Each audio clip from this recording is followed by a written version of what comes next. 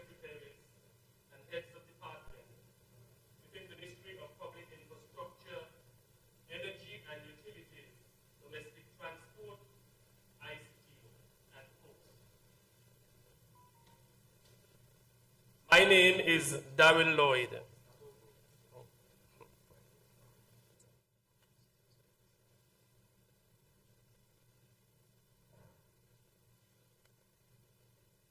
Good morning and welcome. It is my distinct pleasure to welcome you to this progress update, a timely and important conversation featuring the Honorable Conwys Maynard, permanent secretaries and heads of department within the Ministry of Public Infrastructure, Energy and Utilities, Domestic Transport, ICT, and Post. My name is Darrell Lloyd, and I have the honor of serving as Permanent Secretary in the Ministry of Public Infrastructure, etal. I am equally honored to serve as the moderator for this aspect or this part of the proceedings. At this time, I invite you to stand as we acknowledge the presence of the Almighty God through an opening prayer led by Mrs. Nicole Agard, Accounts Manager.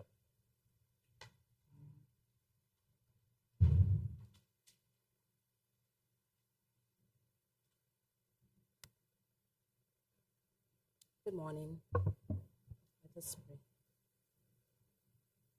Father God, we come this morning to give you thanks and to give you praise.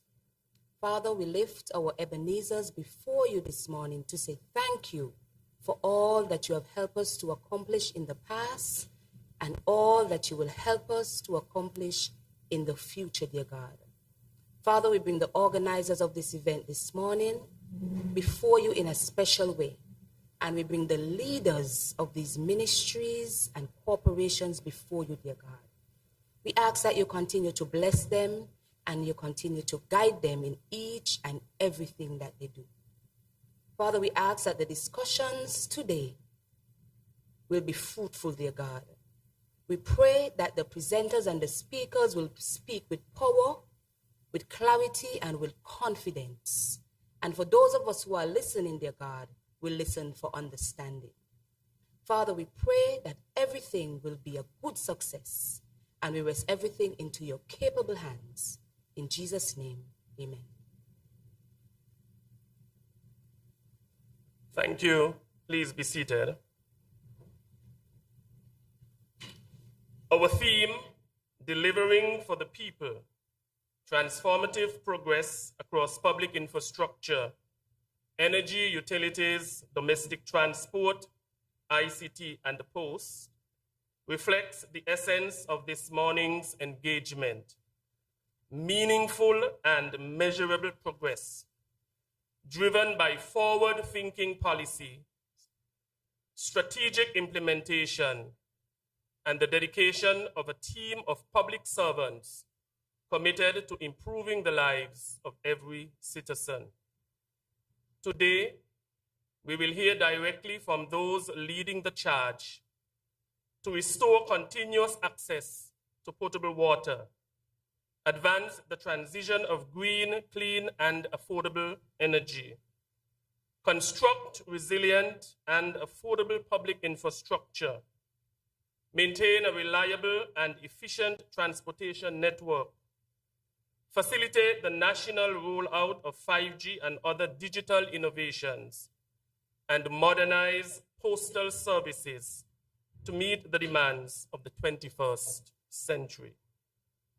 This program will feature a series of focused interviews with the Honorable Conwys Maynard, conducted by journalist Ebony Brandon, as well as insightful presentations from the following department heads. And these will be Mr. Cromwell Williams, the manager of the Water Services Department, Ms. Shearshang Claxton, Deputy Director for Public Works Department, Dr. Bertil Brown, the Director of Energy, Mrs. Pearl Williams, Acting General Manager of SCELEC, Ms. Patricia Walters, Chief Executive Officer for the Cable, Mr. Nigel Carty, Chief Digital Transformation Officer, Digital Transformation Unit, Mrs. Eartha Shiverton, Systems Coordinator, and Ms. Ophelia Blanchard, e-Gov Coordinator from the Ministry of ICT.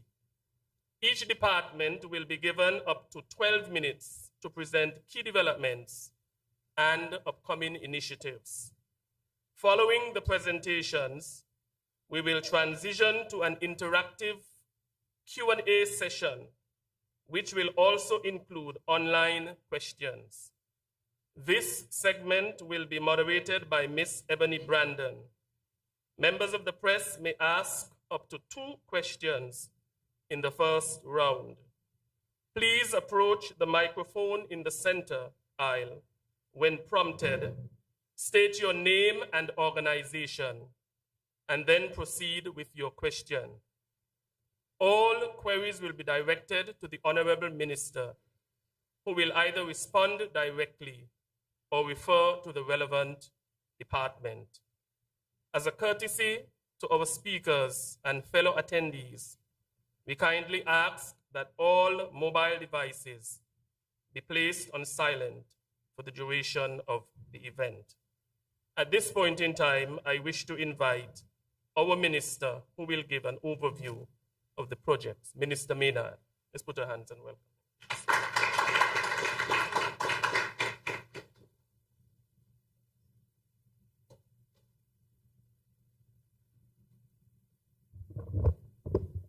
A pleasant good morning to all. A pleasant good morning to all. Allow me, of course, to acknowledge the presence of the Permanent Secretary in the Ministry of Public Infrastructure, Energy, Utilities, Domestic Transport, Mr. Darryl Lloyd, Permanent Secretary in the Ministry of ICT and Post, Mrs. Sherilyn Pemberton, department heads and leaders, including former Minister of Government, Honorable Nigel Carty, who leads the DTMU. We have Mr. Cromwell Williams, the manager of the Water Service Department, and his accompanying engineers. I see Mr. Darren Vera from the Post Office, in the absence of the Postmaster General, who is out at the moment. I see leaders from the SCELEC, the Cable, Ms. Patricia Walters, assistant secretaries in the various departments, engineers, press. A pleasant good morning to you all. Again.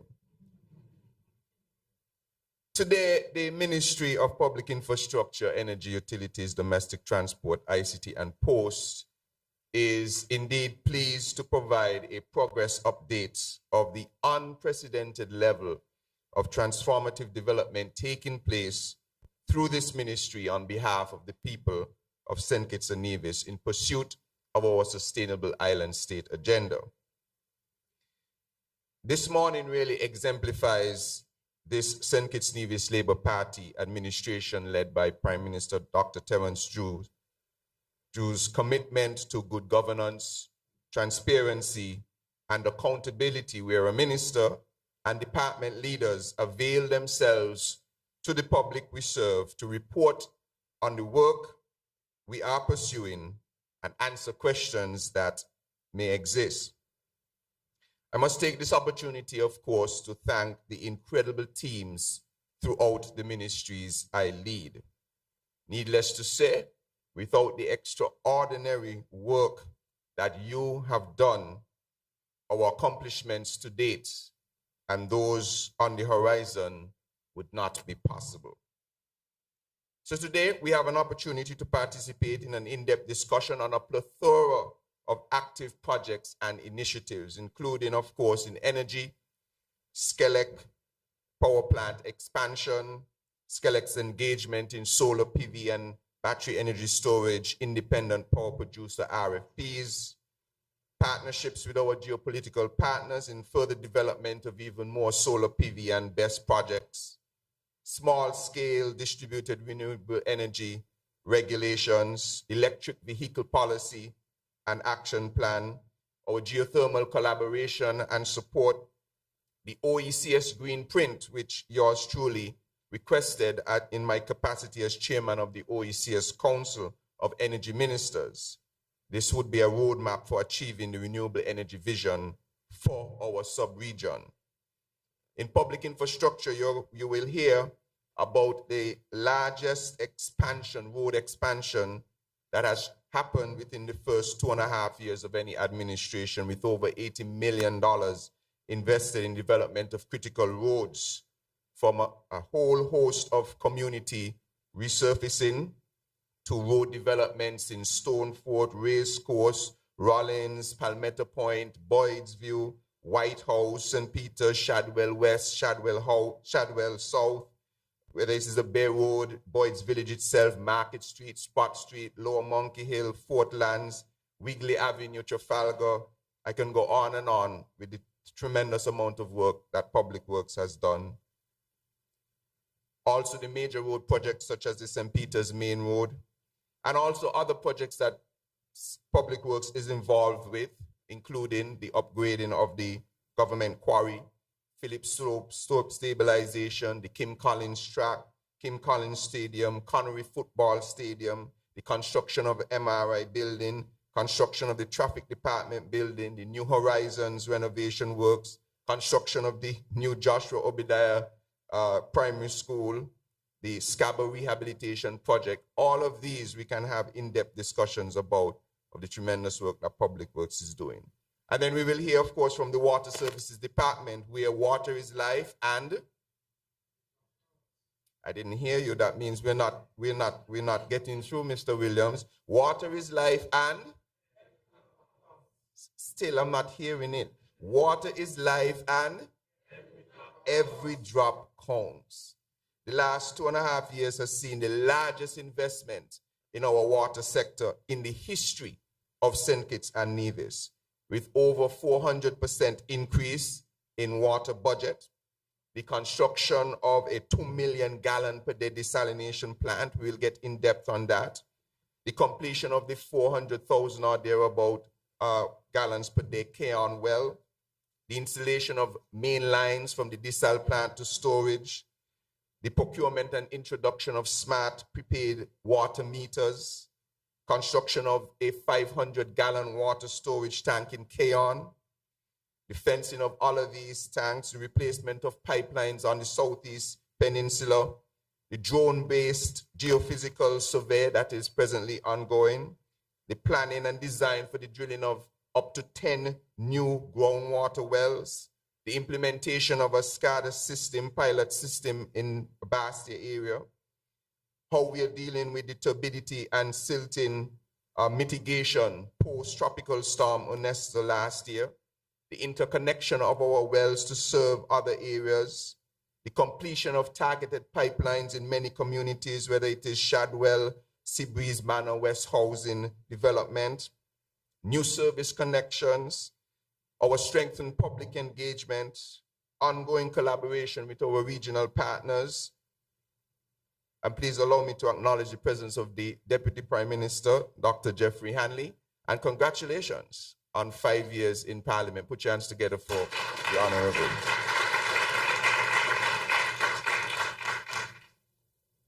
We will speak about the advancement of the Transwater project, which is a project in collaboration with the GCF for over $40 million of support to the St. Kitts water infrastructure, St. Kitts and Nevis. And then in ICT, we will move to that department that is undertaking 6 main areas of focus. Digital transformation project, which is being led, as I mentioned, by the Honorable Nigel Carty.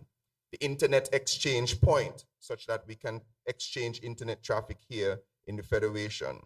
The digital service network, capacity building for our staff development, the digital identity project, the civil registry digital application, transforming our entire civil registry into digital means, collaboration with all of the government partners to develop our e-government.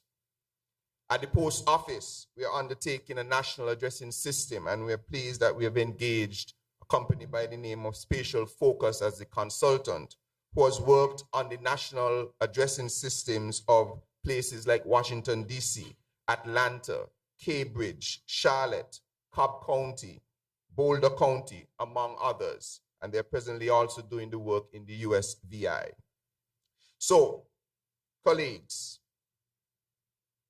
what we will discuss here today really showcases the intense transformational work that continues in this ministry as we play our role in building a sustainable island state on behalf of the people of St. Kitts and Nevis. It is really my humble pleasure to serve in a cabinet that shares the vision of the ministries and through the leadership of our Prime Minister, Dr. Terence Drew, has given unwavering support to our transformative agenda. Let's talk, let's give a progress update, and you're free to ask any questions you like. Thank you very much.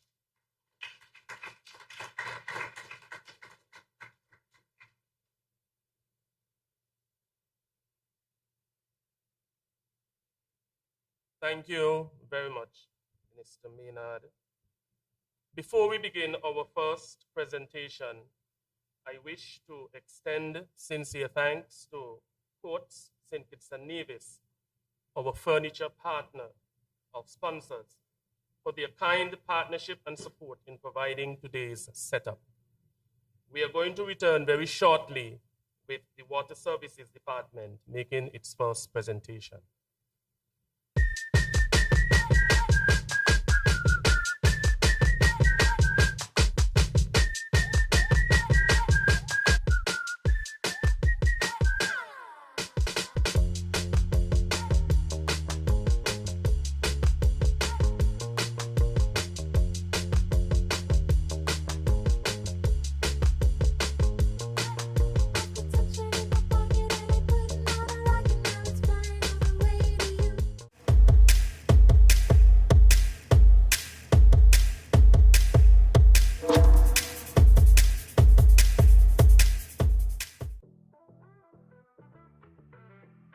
Hi, I'm Joel Smith, and I've teamed up with the St. Kitts Water Services Department to bring you some great water saving tips to help you use less water around the home and save money. When washing dishes, fill up both sinks, one for washing and one for rinsing. This method uses less water than letting the tap run. Always run full loads in your washing machine. It saves water and energy. If you can, choose a short wash cycle for lightly soiled clothes.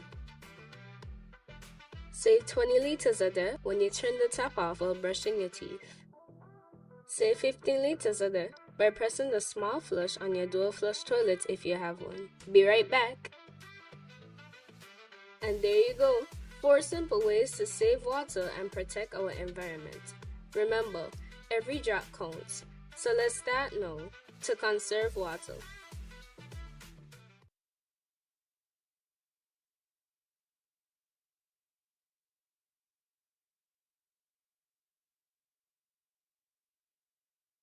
And welcome once again. I'm Erin Branton, very happy to be here with you this morning and to help in my small way to facilitate the conversation this morning.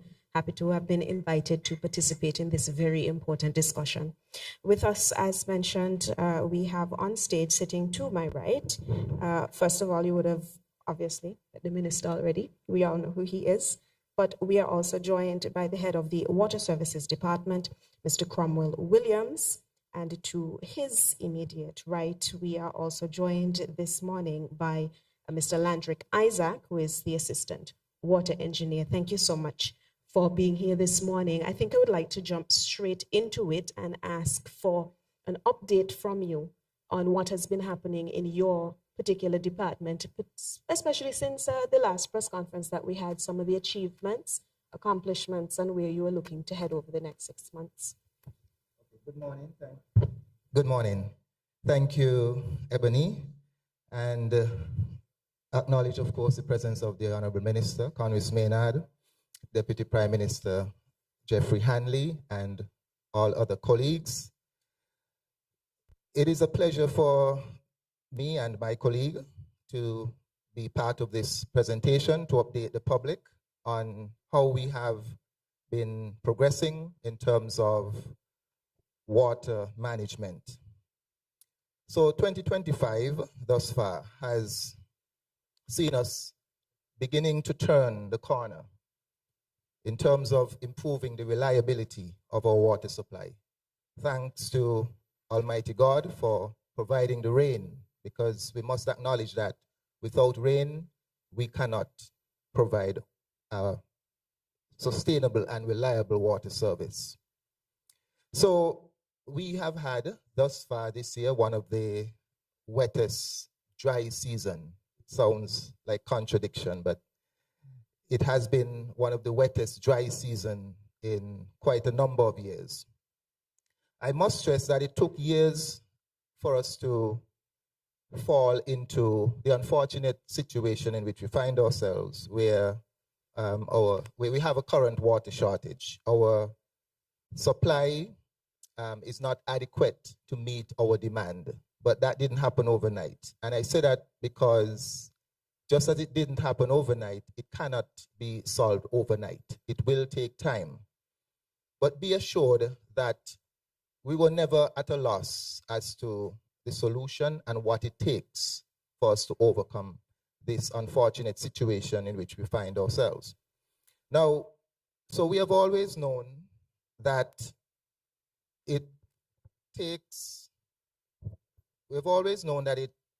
to avoid this situation from happening in the first instance, that is to find ourselves with a less than 24-hour supply, we had to keep drilling new wells. That unfortunately did not happen in the previous years. We also know that there would have come a time when our groundwater resources would not have been adequate to meet our demand, and to compensate and to augment that, we had to turn to desalination. And so we have reached that point, especially in the Bastia area, where we have had to turn to desalination. Now, we want to delay desalination as long as possible because it is very expensive compared to our traditional groundwater and surface water sources. Desalination uses quite a lot of electrical energy, and since we are not Trinidad and Tobago, where we have oil and natural gas, electricity will always be expensive for us. Now, to the credit of Minister Maynard, when he assumed office as Minister with responsibility for water over 2 years ago, he approached the problem of the water shortage in what I will call the scientific approach. He looked at what are the root causes, what are the options for solutions, what are the cost benefits of these solutions. And because of his aggressive stance in solving the water shortage situation, once it was clear that the most feasible solution for Bastia was desalination, we went about the procurement process as efficiently as possible. And today, we have a 2 million gallon per day desalination plant that is about 75% completed. And we should start pumping the highest quality potable water from that plant into our system by next month.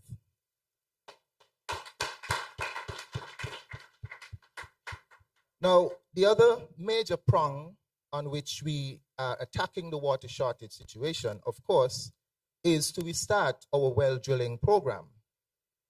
And so we have just issued a letter of acceptance to a well drilling company out of Trinidad and Tobago for a contract of EC 25 million to drill about 10 wells around the St. Kitts. That also deserves a round of applause. So this company is gearing up to mobilize their equipment on island in the next month or two. We therefore anticipate that within the next 2 months, Bastia, including St. Peter's, should have returned or would return to 24 hours water supply as a result of the commissioning of the Bastia desalination plant. And by the end of this year, some of the rural communities will also be returned to 24 hours water supply due to the construction of new wells.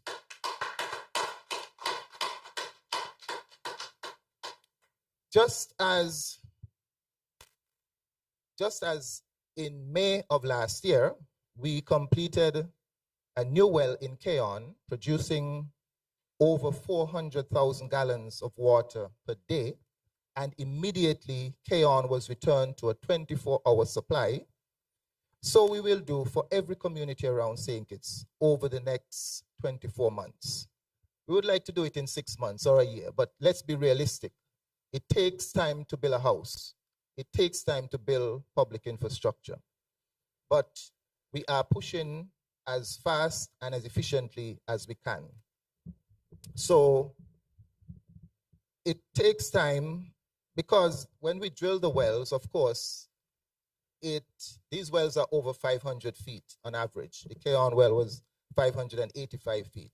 And it does take time to drill a well and to install all the equipment that is necessary, along with the pipeline to connect that well to whatever, wherever the reservoir is, and hence to bring the water to your community. I will pause there for now as a brief overview. Thank you so much for that. So I want to start with the desalination plant and the status of that. And I'm going to ask anyone who's on the panel, including yourself and the minister, of course, who would have extensive knowledge of this, to chip in. What is an actual completion date? Last year, when we had a conversation we were looking at sometime in 2025. You're about 75% there, as you said, at this moment. So when are we going to be there, and what can we expect once this comes on stream? Not just in terms of production, but you also mentioned the cost associated with it. What can consumers expect as well? Right. So the contract for the desalination plant, the Bastia desalination plant, was signed in July of last year. And the company, therefore, would have begun their mobilization. They have to order the equipment for the plant and so on. And so the actual groundwork, construction of the physical buildings and so on, commenced in December of last year. And so between December and now, June, they have been progressing the works. I'm sure the public would have seen recent photographs from our site visit. And so the plant is being constructed. As I said, it's about 75% completed. It should be completed, substantially completed by next month, July, which means that we begin to pump tests, we begin to test the water and so on into our system by as early as next month, barring any unforeseen circumstances.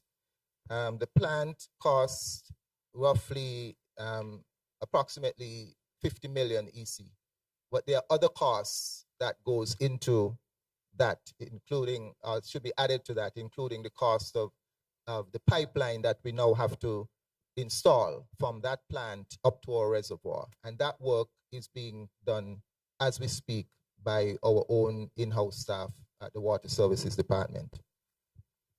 Mr. Minister, could you chip in on perhaps the cost to consumers that we expect this to cost? Because, I mean, the energy required to run the plant is going to be significant. And I know that some solar resources are going to be in place. Skelec is under a lot of pressure as it is to replace some of their generators. So what is that going to cost in terms of energy to the grid? Right. So thank you very much for that question. Yes, one of the challenges, of course, with desalination is it's energy intensive, and energy, of course, is costly. It's costly for us to produce here in St. Kitts and Nevis, depending on fossil fuels. So firstly, the desal plant is going to cost about $50 million to develop. That EC, that includes the entire plant plus backup services for energy, actually. So it's going to have its own generation plant as well in the event that Skelec is unable to produce the energy required. I think overall the amount of energy that is required is in the vicinity of 1 point something to up to 2 megawatts of power. To put that in context, we usually use around 25, 26, 28 megawatts in the country. So you realize immediately this is almost 10% of the power that we have to generate will go towards the desal plant. And all of those arrangements are already in place. Skelec undertook, and you would hear earlier, a project to upgrade itself, and to do so had employed temporary power supply as well, so that we can overhaul a number of the existing gensets specifically to be ready for this moment with the desal coming on stream. So that is the general cost that is involved. We know what the cost of energy is here in St. Kitts and Nevis. Skelec will also update you on the progress being made to attract renewable energy, which is much more cost effective. And that is also going to be critical to ensure that the cost to operate the desal plant is reduced when green energy is able to come onto the grid. Thank you so much. The other question I have to ask is with respect to these wells that you mentioned, the 10, what is the distribution across the island going to be, which would help to alleviate some of the issues in areas which are challenged with water? So there are about 10 to 12 targeted areas. And excuse me if my voice sounds a little nasally. I'm just recovering from a flu. So I just have to show resilience, just like the water sector in that regard. And so we're looking at challenging areas, mainly just beyond Keon, Molyneux, going counterclockwise to challengers. So Sadler's, St. Paul's, Newton Ground, these areas have been somewhat problematic. And so we're really targeting these other areas so that the focus is now on Bastion and Town or St. Peter's, which will be rectified soon. And so we want to have a full scope and attack the whole island so everybody can return to 24-hour service. And if I may add to that, why that area is particularly targeted on the northwestern side of St. Kitts and Nevis is where we get most of our rainfall. I have colleagues in St. Paul's and Newton Ground who will complain and say, look, every single day it is raining in St. Paul's, Newton Ground, in the hills. Why can't we have water? Well, if it's raining every day, we hardly see any runoff going to the sea when it's regular rain. That water is going somewhere. It is being captured in a reservoir underneath our feet. And this is what this exercise is to do, to find where that water is being captured so that we can bring it to the surface. I think we expect that we have done about 40% of our groundwater. We have explored 60% or about 50% of our groundwater reserves. So we have another 50% to go after. And that is what we're doing now. Let me ask about conservation efforts, because you indicated that that is a priority in this area, because if we're producing water, but we're water challenged in respect of our rainfall, we really need to send that message home that we need to conserve it, even if we have 24-hour access to water. What is the education outline for the ministry look like in respect of the public? Okay, conservation is something that I have said recently. It is, when I address the GCIS forum here, it is not an option for us, meaning it's not optional, it is mandatory.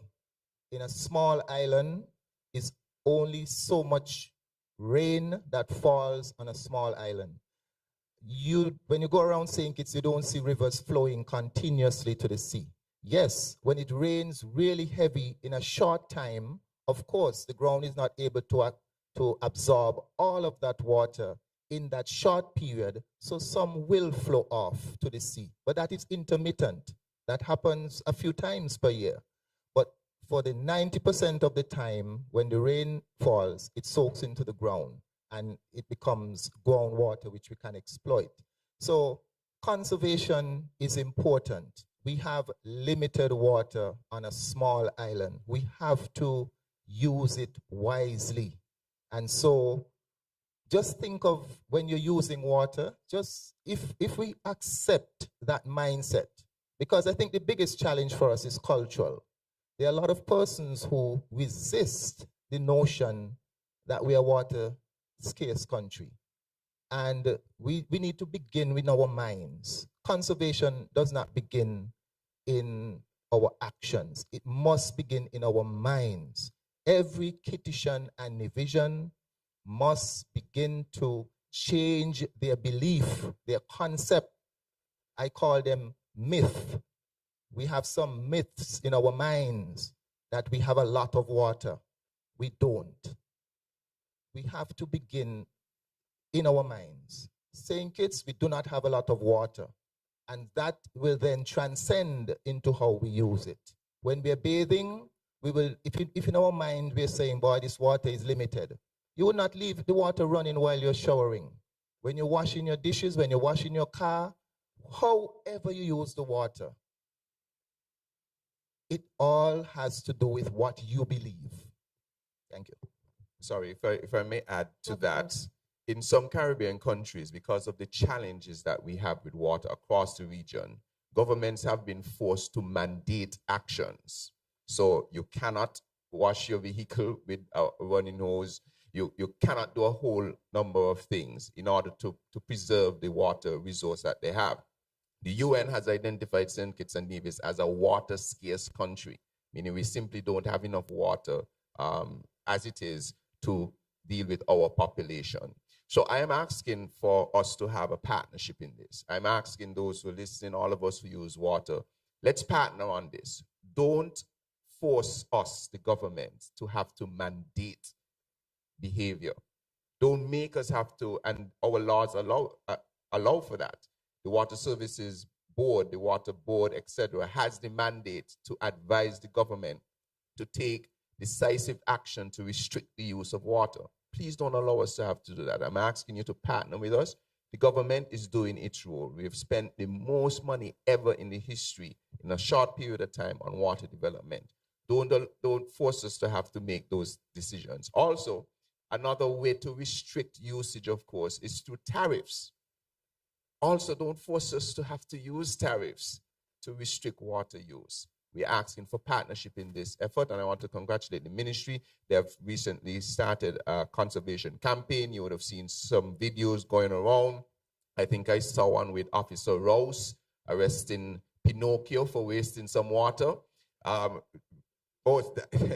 So that's a dramatization. Let's not have to make it a real life. Thanks. And, you know, we're really limited on time, so many things. So I'm hoping the media will jump in with some of this. But the last thing I'd like to do in the interest of time is the issue of water turbidity. For those of you who don't know, is when the water becomes cloudy because of sediment and all of these things. We had that issue following Tropical Storm Ernesto. And there was some interruption. I'm sure we'll speak with Skellig about the issues they faced on that end too. But with respect to water, how have you prepared yourself? Because we're now in the hurricane season this year. What are we facing in terms of preparations?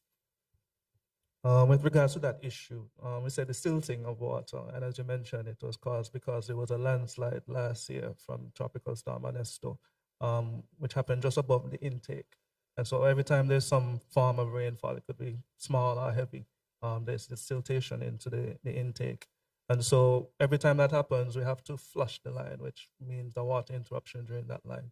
But we have the dichotomy of using water from the Olives area to supplement those areas which are usually lime kiln to New Guinea. And at the same time, concurrently, we're also looking into seeing how we could introduce a filtration system into that line to mitigate that issue. So that's a double way that we're looking at fixing that issue before the impending storm season. And finally, I would like to ask about the SCADA. Minister, you wanted to add something? Yes, I just wanted to, again, augment what Isaac is saying there and bring in the impact of climate change. We had Tropical Storm Ernesto. We had other rain events, which then caused our mountain ranges to get waterlogged, therefore leading into landslides. And I had the opportunity to go with the team and see for myself where a whole big area like this room, wide like this room, caved in, and all of that silt is going into the water source. That is a direct result of climate change, and we cannot understate its impact and how it is forcing us to have to now adapt in the face of these challenges. And finally, I just want to ask about the SCADA pilot. You mentioned that in your opening remarks as well. If we could very quickly explain what that is, the status of it, and the plans for implementation on a wider scale. So SCADA, SCADA, which is short for Supervisory Control and Data Acquisition. So this will help us to have real-time monitoring of the system. Right now, we're just very manual and physical, and everything is left up to guesswork. And so with the system now, we could have more data-driven decisions with regards to monitoring and maintaining the system. And so we've already sent out a tender for this project. I think we're now doing the evaluation. We've had some good bidders, and so we're very well on our way to ensuring that the system is more modernized, and we're at a point that we could better manage our system. Thank you so much for that, Mr. Claxton, Isaac, Mr. Williams, yes, Cromwell Williams. Mr. Isaac, thank you so very much for sitting with us this morning. We're going to take a very short break, 30 seconds or so, and we'll be back with Ms. Shashank Claxton. She is the Deputy Director of the Public Works Department as we move along with our press conference this morning.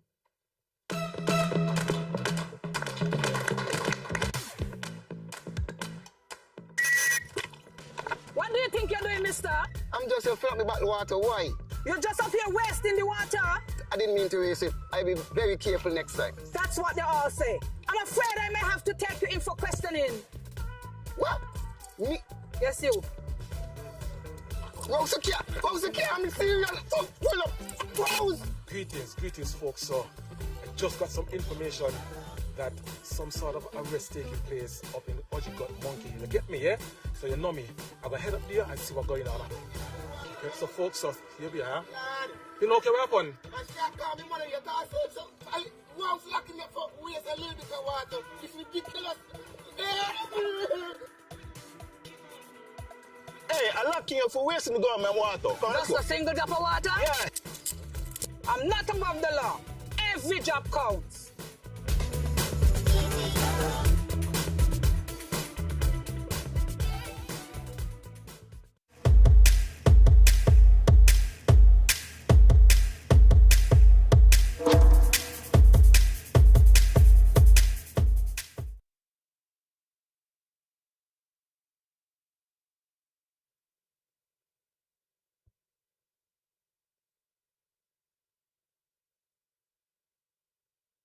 Welcome back to everyone after that brief pause. We are very happy to be back with you as we proceed with the press conference this morning hosted by Minister Conris Maynard, reporting on the activities of his ministerial portfolios over the last 6 months or so, when he would have last updated you on what was taking place inside his ministries. We proceed now with the Public Works Department. I'm very happy to have the Deputy Director, Ms. Claxton, with us, but she's also joined by two members of her team. I know Mr. Lake, Mr. Jermaine Lake, but I don't know the gentleman in the center. Would you be so kind as to introduce yourself to us, sir? My name is Ziggy Hazel. And what do you do? Engineer / manager at the roads department. Fantastic. I love smart people around me. So let's have a conversation now. Ms. Claxton, I think I want to start with you. As the Deputy Director, you are best to give us an overview of what the Public Works Department has been doing over the last 6 months or so, since our last update to the public.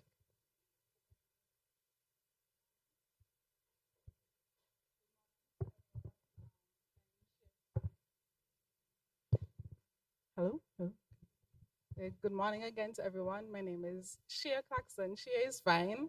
As I've been introduced as the Deputy Director of the Public Works Department. So the Public Works Department, essentially we partner with our client ministries to bring to fruition their projects that they would like to bring on stream for the betterment of our society, and large, small, in between. And over the past 6 months, we have had some meaningful wins, but I'll mention just a few of the significant, very significant ones. All client ministries believe that their projects, their individual projects are all significant, but I'll just mention some that are of great national interest. So over the past 6 months, the Connery Football Field Stadium has been completed, and we're very proud about that. Although we are still working on cleaning up some snags, we know that the stadium will serve the community well. And so we're very proud about that. There was the official ribbon cutting ceremony on May 4th that was honorably hosted by our Prime Minister in collaboration with the Minister of Sports and our very own Minister, Conris Maynard. And next one I'd like to mention is the Kim Collins track and the stadium. We know that was a very big project for the public. We know that there were some delays, particularly for the track, the completion of the track. There were some delays due to unfavorable weather, but we are proud to say that it is 100% complete now. And so we look forward to some more record-breaking sports action in the very near future. For the stadium itself, the original contract works are completed, but the contractor is gearing up to do some additional works for further enhancements of the stadium. Another project that I'd like to mention is for us, within the ministry itself, we have embarked on construction of a number of concrete roads, quite a number of concrete roads that have been completed within the past 6 months. I can have my colleague here, Zeke Hazel, to tell us more about that. But before he gets into that, I'd also like to mention another operational milestone for the ministry. And I know that our minister is very proud about the commissioning of the new plant at our quarry. We have commissioned a secondary crusher as well as a screening plant to increase our productivity and the quality of the aggregates that we provide for the nation. And Mr. Lake will tell us more about that as well. Zeke can start first with the rules. Okay. Morning again. I'm a bit nervous, so bear with me. You'll be okay. Don't worry, we got you. Firstly, I would like to thank the residents in all various areas where we have roadworks going on. So far for this half of the year, we had 6 major road project, concrete road projects, naming Boyd's View, Palmetto Point, Sunset Reef, Shadwell, White House Gardens, Rollins St. Paul's, and Race Course Newton Ground. So far, we have completed Boyd's View, Palmetto Point, Sunset Reef, Race Course Newton Ground, and Boyd's View and Palmetto Point, Sunset Reef. Correct? We are about 75% completed with the Shadwell project. We had some difficulties starting off, but the contractor has managed to pick up pace now. So they just have a bit of centers to do for the carriageway to complete the project. Race course also has been completed. Rollins St. Paul's is about 90% completed, where they are trying to terminate the drainage, for the outfall for the drainage. That should be completed in just about 2 weeks. White House Gardens, the first phase of White House Gardens has been completed, but the contractor was given some variations, some additional work that he needs to include within the contract.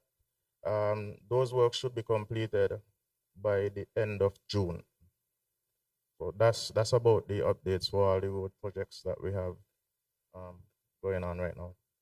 And let me commend you, if nobody else does. Public Works in St. Kitts and Nevis builds some of the best roads anywhere in the Caribbean region, especially wet weather roads. I'm not going to tell you how long I've been driving because I'll give away my age, but you build great roads and quickly. I think a question a lot of people have, though, with these beautiful roads that we have is about markings. What are we doing to ensure that the roads are properly marked and lit so that road users, both pedestrians and drivers, can be safe? Well, we're speaking right now with the concrete roads. Generally, we don't mark concrete roads. What we do, we cut the center so that it basically highlights both halves of the road where traffic runs. We're speaking about the asphalt roads now. It is something that we are trying to practice right now in terms of getting these roads marked and highlighted so that the public could be more safe in traversing these roads. Thank you. Can I just add, of course. Especially when it comes to new construction, line marking and road signage is always a line item that's included in the contract. So there will be no new construction of asphalt roads that will not be marked. So you can rest assured that we will have line markings on our new roads. But in terms of the existing roads, we usually partner with the police, traffic police, to get all of the road markings done. Fantastic. Thank you so much for that. No, and Mr. Lake, your area is the the quarry, and you've been sitting patiently waiting to tell us all about your new crusher and the advancements taking place there. Tell me about that and how that plays into our infrastructural development. Well, good morning, everyone. First of all, I would like to thank the public, which has had some challenging times because nearly every large infrastructure development that you hear about, including the water services and so on, depends on aggregates from the quarry. And it has been a tough last 6 months as we transition from older equipment to more modern equipment. Every road that you see being built, every house, the storage facilities and so on, requires items from the quarry. And most often times it is the aggregate such as 3/4 inch stones and so on. The asphalt needs that, and then you have stone dust for blocks and so on. So every development that you hear being touted this morning actually would somehow come out of the quarry. The minister has given us solid support in terms of upgrading that, and I'm pleased to report that we're at an inflection point now where we're basically satisfying every demand for aggregates out of the quarry. The last few months in particular has been really, really tough. I mean, I've had the minister, the public on me, Zeke and so on with roads. And that is because you basically can't build anything without the quarry. And as we've transitioned, we've had to, try to satisfy all of these things. And today I'm happy to report that we are doing that. So projects should be moving along in a more smooth and timely manner. The St. Kitts Masonry Product Company, they've had to import stones for the last couple of months. I'm happy to announce as well that we are satisfying them. And so we are expecting from them a regularization or a drop in the price to what it would normally be because they no longer have to import. They're getting from us. So you ask them, go ahead and ask them about that. And I think the minister himself will be pleased about that, right? So that the cost for your concrete and so on coming out of there should be at a much better price going forward. Minister?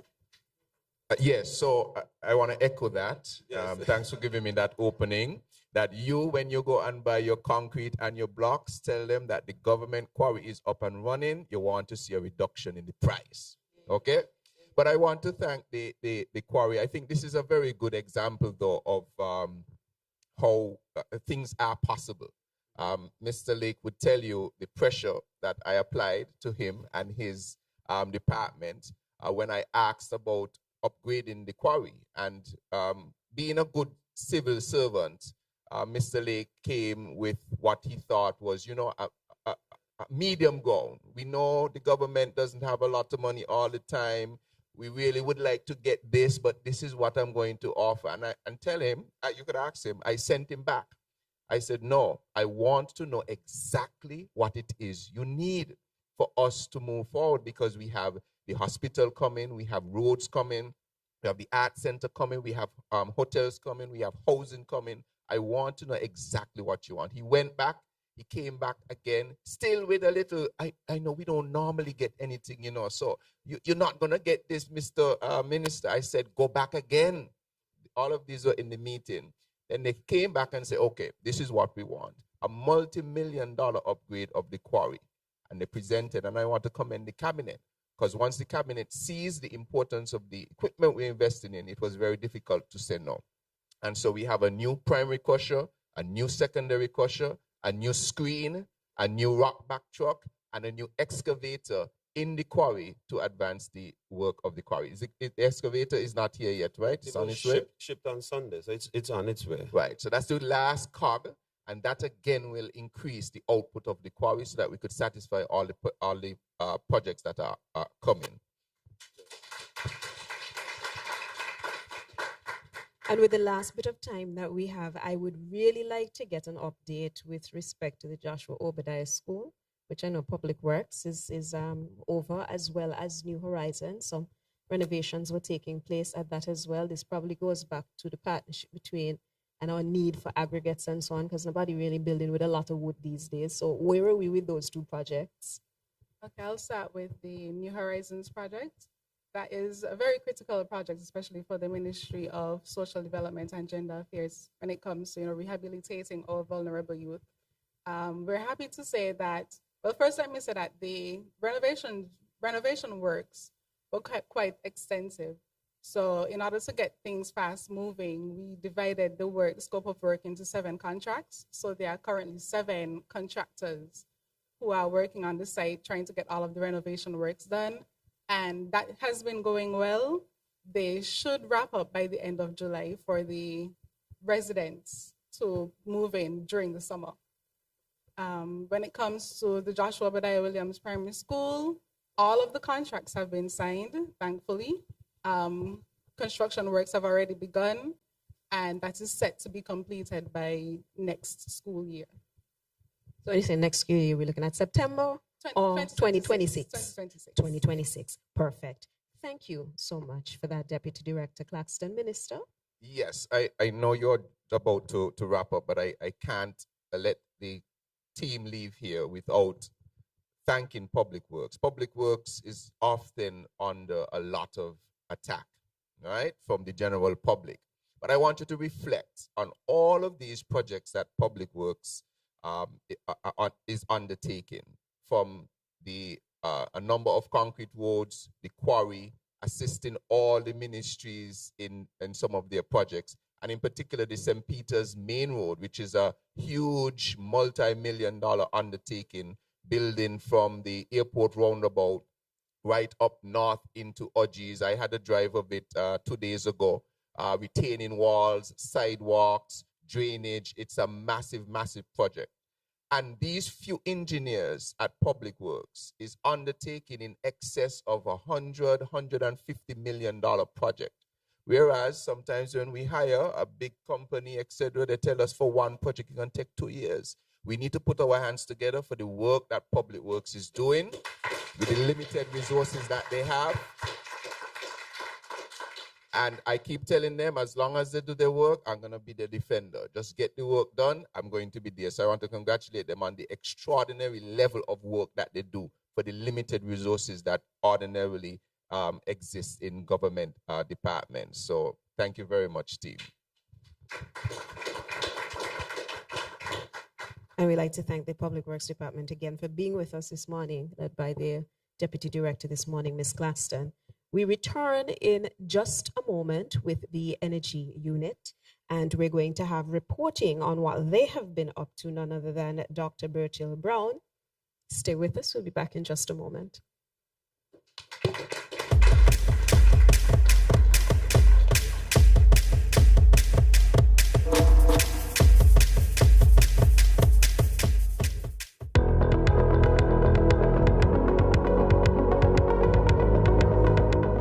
Greetings. Right now I'm here witnessing the paving part of the St. Peter's Main Road, F.T. Williams Highway construction and resurfacing. Well, we're in the area just behind where the airport runway starts, heading down to the Shadwell roundabout, and things seem to be going very, very, very well. This is a massive project that leads from up in Orjies in St. Peter's right to the airport roundabout by the actual airport.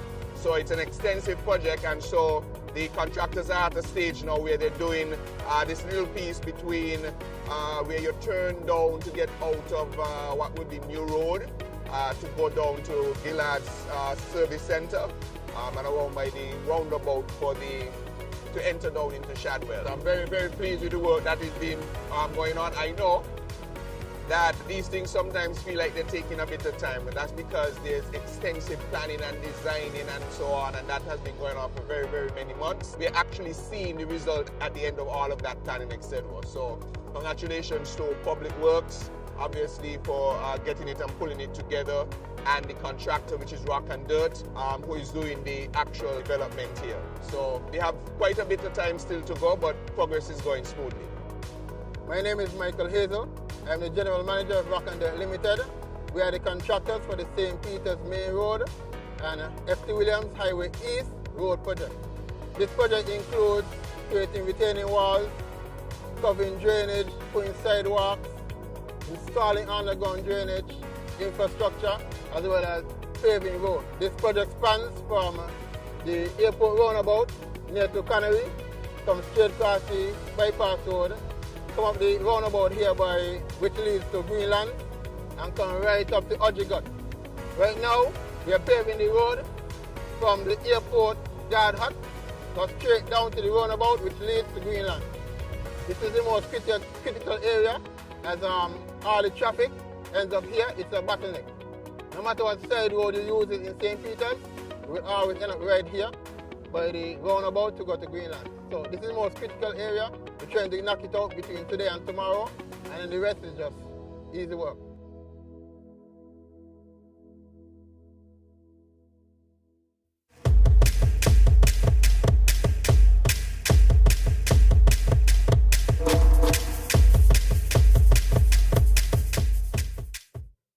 Welcome back, especially to those of you who are listening from home. I want to thank you for tuning in via our media partners this morning. I know that ZIZ is here. They're making it possible. We have our partners, I'm quite sure, at Freedom FM, who are always on board. SKNIS is carrying it, as well as I know SKN Source has facilitated that on their platforms as well. Thank you so much for tuning in this morning. As we proceed, we have with us now Dr. Bertil Brown, who is over our energy unit here in St. Kitts, and he is the director of that department, here to update us on what he has been doing over the last 6 months or so. Good morning, Doctor, and welcome, and thank you for being here to present this morning. I want to get straight into it and ask you how you have been very busy, I know, especially in respect to technological advancements and so on. It's been very exciting for you, and I'm happy to hear all about that this morning. Okay, good morning to everyone. I'm Bertil Brown, the director of the Energy Unit, and the Energy Unit is responsible for developing and implementing energy-related policies that support the government's agenda.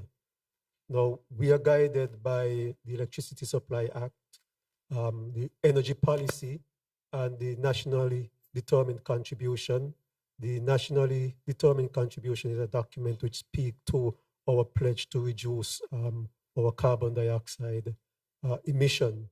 We're also guided by several other international climate-related international agreements which the government would have signed.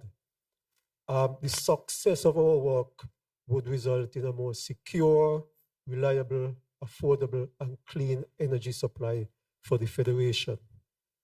Now, some of the things that we are doing, the first one I would like to point out is that we are developing regulations for small-scale distributed renewable energy, and you could think of that as a rooftop solar. We are putting in the procedures and the guidelines and also the technical specifications that anyone who is putting in solar would have to abide by. And we are also implementing a tariff. The tariff is a payment to consumers who supply power from their rooftop solar into the grid. SKELEC would be paying them a tariff for that, and that would incentivize them in order to put in more solar. The other one that we are developing is an electric vehicle policy, and that policy would outline the government vision with respect to the adoption of electric vehicles in the Federation.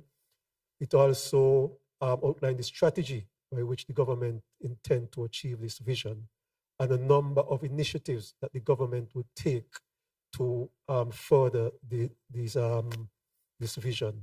For example, one is incentives on electric vehicles. Electric vehicles, the upfront cost is much higher than the internal combustion vehicles that we drive, but the maintenance is much less. And over the life of the vehicle, it's less expensive, but still most people will struggle for the upfront cost. And so we are looking at ways to reduce that upfront cost. And the other actions that we plan to take with respect to things, for example, we want to know how many charging infrastructure that they want, where we should put them, what would be the cost, how they would be financed. For electric vehicle, we want to know what SKELEC has to do to upgrade their grid to accommodate electric vehicles. All of those consultancies will have to be done. Then there is, I would like to inform you about consultancy that would be done, that is basically underway. It's done by a company called Greening the Islands Foundation. It is funded by the European Union, so we don't have to pay for it. And one of the things that it will be looking at is a grid code. Now, when investors come here and they want to put in renewable infrastructure, like I say, a large solar farm, one of the things they want is the guidelines, the technical standards, as I pointed out earlier. And we don't have that. Well, what we do, we operate off of the fly. Now, we did make some progress on it last year through the US government, but with the change of the administration in the US, we lost that. And so now this company will be doing that for us. They're also looking at control rooms for both St. Kitts and Nevis, but that control room would be similar to what the water department spoke about, the SCADA. You would be able to monitor the grid 24/7 from a centralized location, one in St. Kitts, one on Nevis. And while in the initial stage, the one in Nevis would just cover the utility in Nevis, and the one in St. Kitts, the utility in Nevis. It would be implemented in such a way that when we have the interconnection and we start operating as one grid, it would be able to easily make the adjustment to cover the entire federation. Another thing that they will be looking at is the interconnection between St. Kitts and Nevis. I would say the control room, they would do the entire design, including the costing and everything, short of actually financing it. Now, I would like to also speak to my initiative that was developed by the Eastern Caribbean Central Bank, and it's done supported by the World Bank, and again, the energy unit is involved in this process and providing support for it, and it's called the Caribbean Resilient Renewable Energy Infrastructure Facility. What this is, when investors come here, one of the things that they do, they assess the risk associated with the country, and they ask themselves, if I make this investment, will I be able to make back my money? And so they look, one of the things they ask for is sovereign guarantee, and they may even ask to see the utility books and those sort of things. Now, to mitigate that, what the ECCB is doing, they're developing a fund that would assure the investors that they could tap into this fund. For example, if the utility can't afford to pay them back their money, they could tap into this fund and get back their money once they're in the right. Now, this money could be circulated from more than one project. We have a project now, and that project is mature, circulated to another project. So that would reduce the risk, because that risk is actually reflected in the tariff. So if we could reduce the risk, the tariff that the utility would pay to the investor would be reduced, and the consumers would also benefit. An initiative that we have taken for the past 3 years is what's called a Career Day, where we get professionals in the energy industry to come in and speak to students. It has expanded every year. The first year, it was just tertiary institutions. Last year, we brought in the high school students. This year, instead of just having it in St. Kitts, it was expanded to Nevis. And one of the main messages that we try to get out to them is that we're not just looking for technical persons in the energy industry. We want human resource professionals, we want finance professionals. We need communication professionals. So this year, again, was a very successful year. We had energy auditors, we had human resource professionals who actually work in the energy industry, we had engineers. There's a PV hosting study that is done via the OECS, and again, the energy unit is providing support for that, and it's mesh with the rooftop solar. As you know, they can be destabilizing, and they're looking at the quantity that we could put on the grid in order to not destabilize the grid.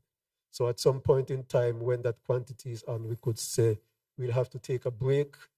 We'll have to take a break in a particular area, but you could go ahead in a different area and put on new solar in that area. Now, the geothermal in Nevis, we are also providing support for that. That is progressing. Tenders were sent out for the drillers. They are due by the end of this month, actually. The tenders are due. I would also like to speak about the OECS Greenprint, which is the brainchild of the Honorable Minister here. And that is a roadmap that is being developed by the OECS to, for the energy industry in the OECS, the government policy, the regulations and so forth that would guide the energy industry, the government policy with respect to the energy industry for the next several years. We're providing support for that also, the energy unit. We are looking at geothermal. We are looking at maybe up to 2 large utility scale solar PV projects. And if they're successful, we would have excess power in the Federation. And so we are looking as to what we can do with this power. We know that we are looking at exporting via cable to neighboring islands. We are looking at developing what we call energy carriers, such as hydrogen, ammonia, and exporting them. But another thing that we are looking at, and we are at the very early stage, is providing cruise ships with power when they dock at our ports. The cruise ship industry is presently under pressure to supply the energy from green sources. And so that is an opportunity for us to provide green energy to them. There's also a project, the SKN 100 project, which is done by SICRI, which we are also providing support for. And that looked to update our energy policy, or the last update to that energy policy was in 2014, which is 11 years ago. The landscape has changed, and so it needs updating. A number of the targets need revising. In 2018, an energy audit was done of several government buildings with recommendations as what to do to make them more energy efficient, but we did not have the funding. So that project will be funded through that initiative. And then they're also looking at legislations and regulations. One of the big problems that we have is that we are trying, with the geothermal and the interconnection, we are trying to cooperate more with Nevis and in fact have a single grid. But the constitution and the legislation as they are at the moment is not conducive to that, in that there's an independent Nevis energy regulations and legislations are independent to St. Kitts. For example, we have the Electricity Supply Act in Nevis. St. Kitts, sorry, it does not apply to Nevis. Nevis has their own Electricity Act and regulations. They don't apply to St. Kitts, but we have to harmonize them in order for us to collaborate with Nevis. For example, you would know that the geothermal resolution was passed in the parliament to harmonize all of them. I think there was one solar challenge, which is done. It's funded by the Taiwanese government and administered through the OECS. And through that program, we would see a 20 kilowatt solar PV installation done on the Public Works Department roof at Wellington Road. So that is my update on what is being done by the energy unit. Thank you.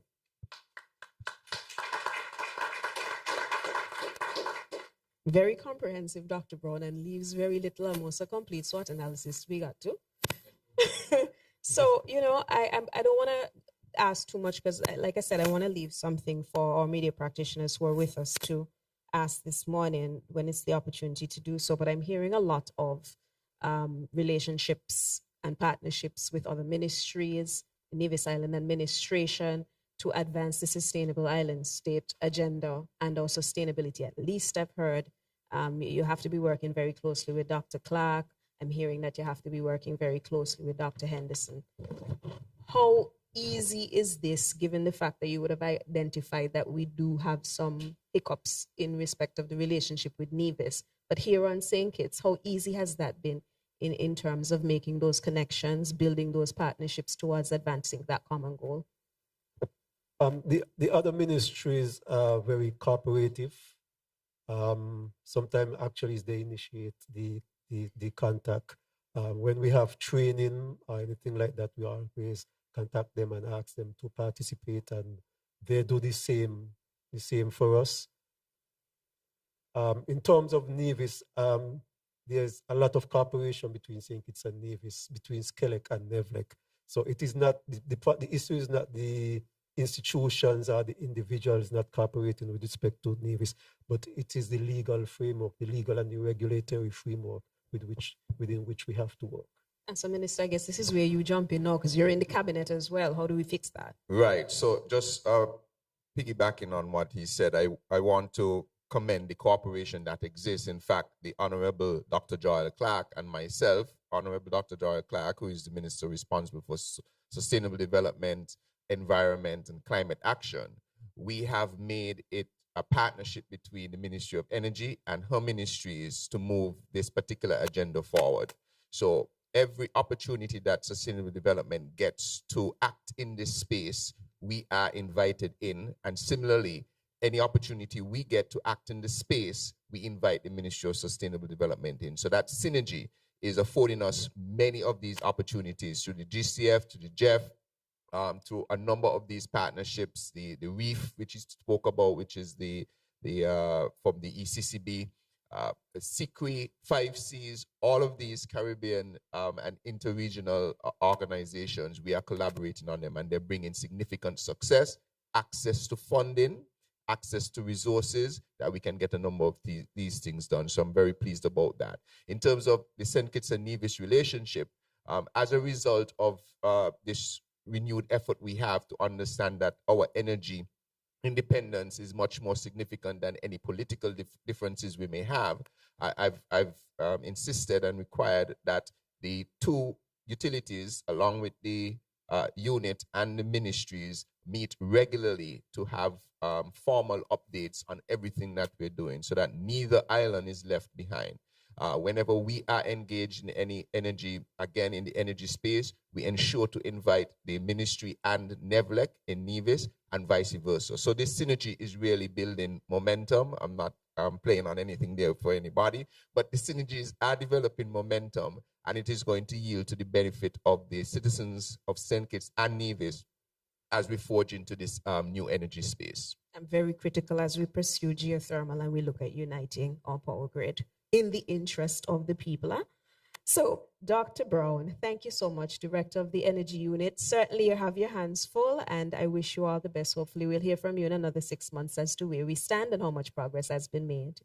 Okay, thank you. You're welcome.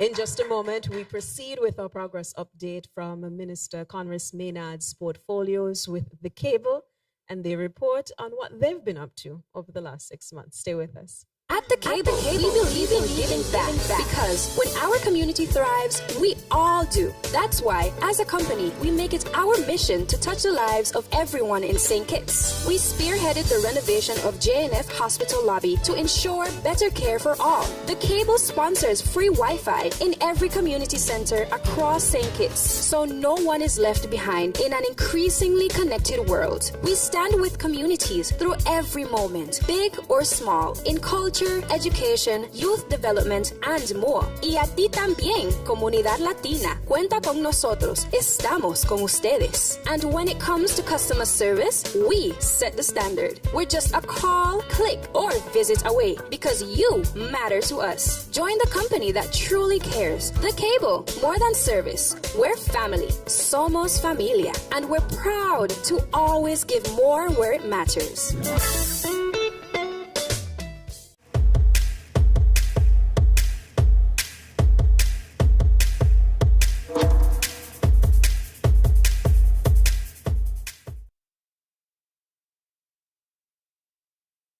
The Cable, and the team here on stage with us is led by none other than their Chief Executive Officer, who's been with them and doing marvelous work, if I may say so, over the last several years, certainly the last several months, Patricia Walters. I was looking through what your area of operation has been doing, and you have been quite busy bees at the Cable, not just over the last several months, but since you took charge as the new CEO. If you could, first of all, introduce your team to us, or if they'd like to do so, and then we can delve straight into some of the more important achievements and progress updates. Thank you so much, and thank you for the kind words. It's lovely to be recognized that way. I'm CEO Pat Walters, and then I am Yarini Morton. I'm the marketing manager. Hi, Clover Blackman, head of service operations. And I can't forget the team that's in the audience as well, who aren't going to introduce themselves. They have their shirts on, so we've got the full team. Absolutely. We have the full team. So thank you. I have a slight presentation that I wanted to speak to, just some key developments. The theme is delivering for the people, and we wanted to show how we're delivering for all of the people, not just our customers, but the people of the Federation of St. Kitts and Nevis. And so the first project is going to be talking about is the Internet Exchange Point. And I know that there's going to be another session on that, so we're not going to linger too much on this, but just to say that we are so proud that we are one of the 3 founding members of the Internet Exchange. So ourselves, the government, and City Wi-Fi. This definitely enables digital sovereignty for us here and infrastructure resilience. And so we're proud of that. And that's all I'm going to say on that one, because there's going to be a whole speech on that later. The second one is digital connectivity in education. We pledge, along with the minister and the prime minister, to leave no child behind. And in education, geography is no longer important, because everybody should have access to the best tuition, education, learning, because of access to the World Wide Web. And so what we've done is, together with the Honourable Deputy Prime Minister and the Ministry of Education, is to pilot a full digital infrastructure in Washington Archibald High School. And so what we're saying is the internet should just not go to the computer labs. It should not just go to the offices and the admin areas. It should be compound wide on the school. So even if the kids are outside on the grounds and they have their tablets that they now have, they can still access learning. They can still do their homework. They can still learn. And so we're doing a proof of concept at Washington Archibald High School. That's almost finished, especially now with CXC doing online exams. It's absolutely critical that all of our educational institutions have reliable, robust internet. The next one I'm going to pass to Cluvert. He's our head of operations, and it's Cockleshell Surveillance and CCTV. Yeah, at Cockleshell, we recognize the need for a safe environment for the citizens, the residents, visitors of St. Kitts and Nevis. So what we are doing is partnering with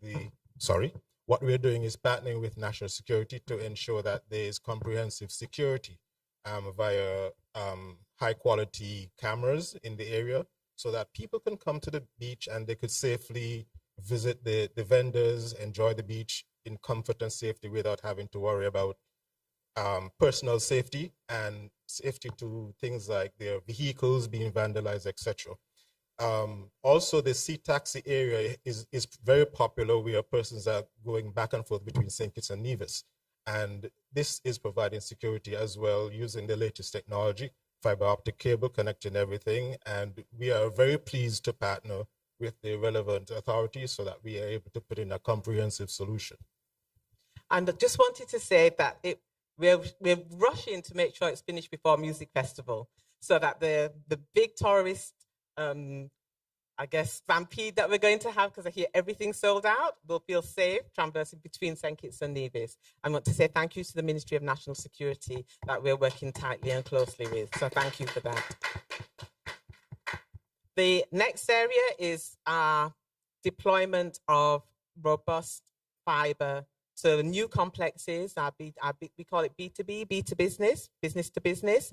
And so the Rams Atlantic View Plaza down at Frigate Bay, that's just about to open, has fiber, direct fiber to every tenant in there. The Citizenship by Investment corporate office has fiber also there. So as new offices and complexes are being built, it's the latest leading edge technology that we're deploying. Next slide. And of course, delivering for sites that may otherwise be uneconomical. So we have deployed fiber to Primston Hill. And as you now look, if you look at the new site that's just been launched, Universal Parks in Florida, everything is about this immersive experience. You put your goggles on and you feel like you're there. Now, the infrastructure is there now. So for the Ministry of Tourism, if they want to launch this immersive atmosphere for any of our heritage sites, the infrastructure is there for them to do that. Imagine putting goggles on, going in and feeling that you're in Brimston Hill, feeling that you're there back in history with our ancestors. So just wanted to say that we've now completed that, and it allows restaurants, it allows the gift shop, it allows visitors access to fast, reliable data connection. Next. And of course, the expansion to Nevis. Somebody said, why is it taking you so long? Well, it's taken us so long because we really didn't have the resources to go and deploy our own fiber network. And so we are so proud to be partnering with the Nevis Island Administration. They have a robust fiber infrastructure around Nevis that we are going to partner with them on so that we then just spur off to the customers. It's going to bring choice, better service, affordability in pricing, reaching out to the wider community. We're going to start with businesses and then go to the residential markets. And we will have our first customer before the end of this month.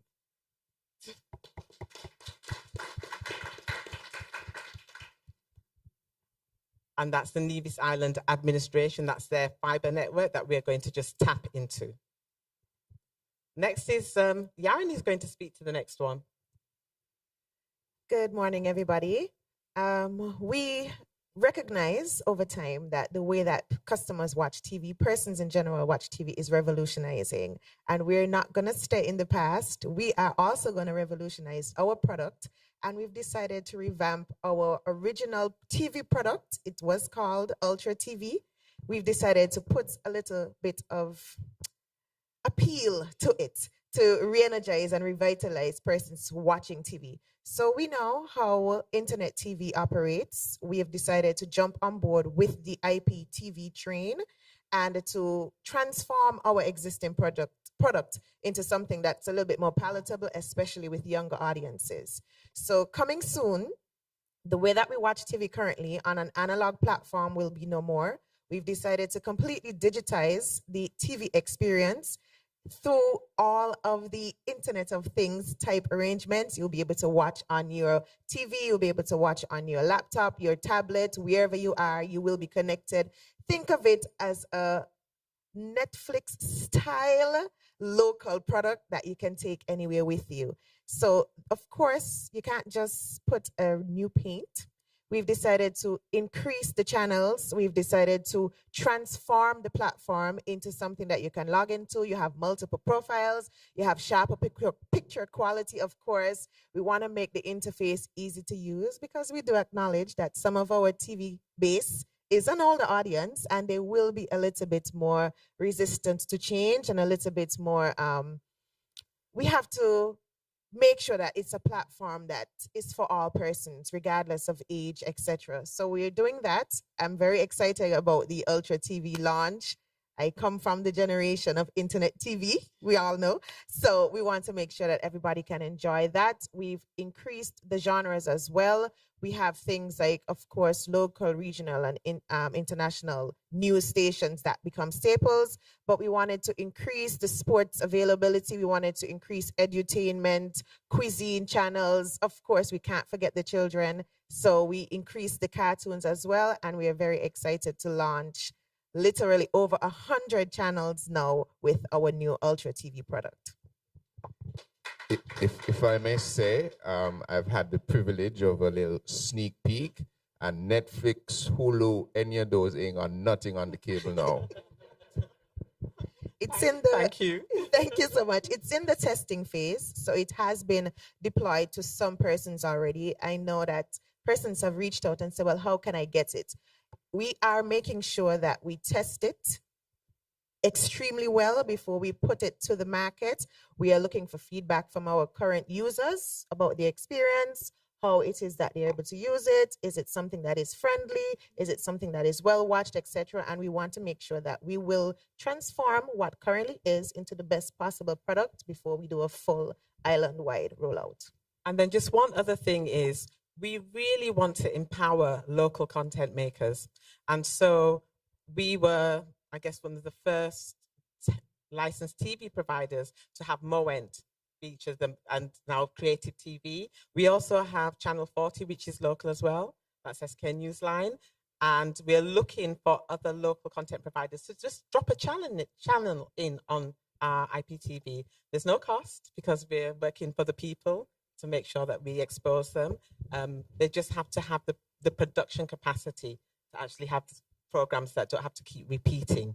So just put that out there as well. We didn't have all of the channel space before, we were restricted, but with IPTV, we have almost unlimited channel space. So if anybody has local content, and we'll be working with the Ministry of the Creative Economy to see whether they want a channel to put in as well. So I'm going to ask the favorite consumer question. With all of these new innovations and upgrades, what is the cost going to be to us? And does this mean that we have to go buy new devices, or can we use our old devices? I noticed that you said that the analog system is going to be gradually phased out. What's that going to cost? So the analog system, let me go to the back end of the question first. Do you need new devices? So it will be available on an app.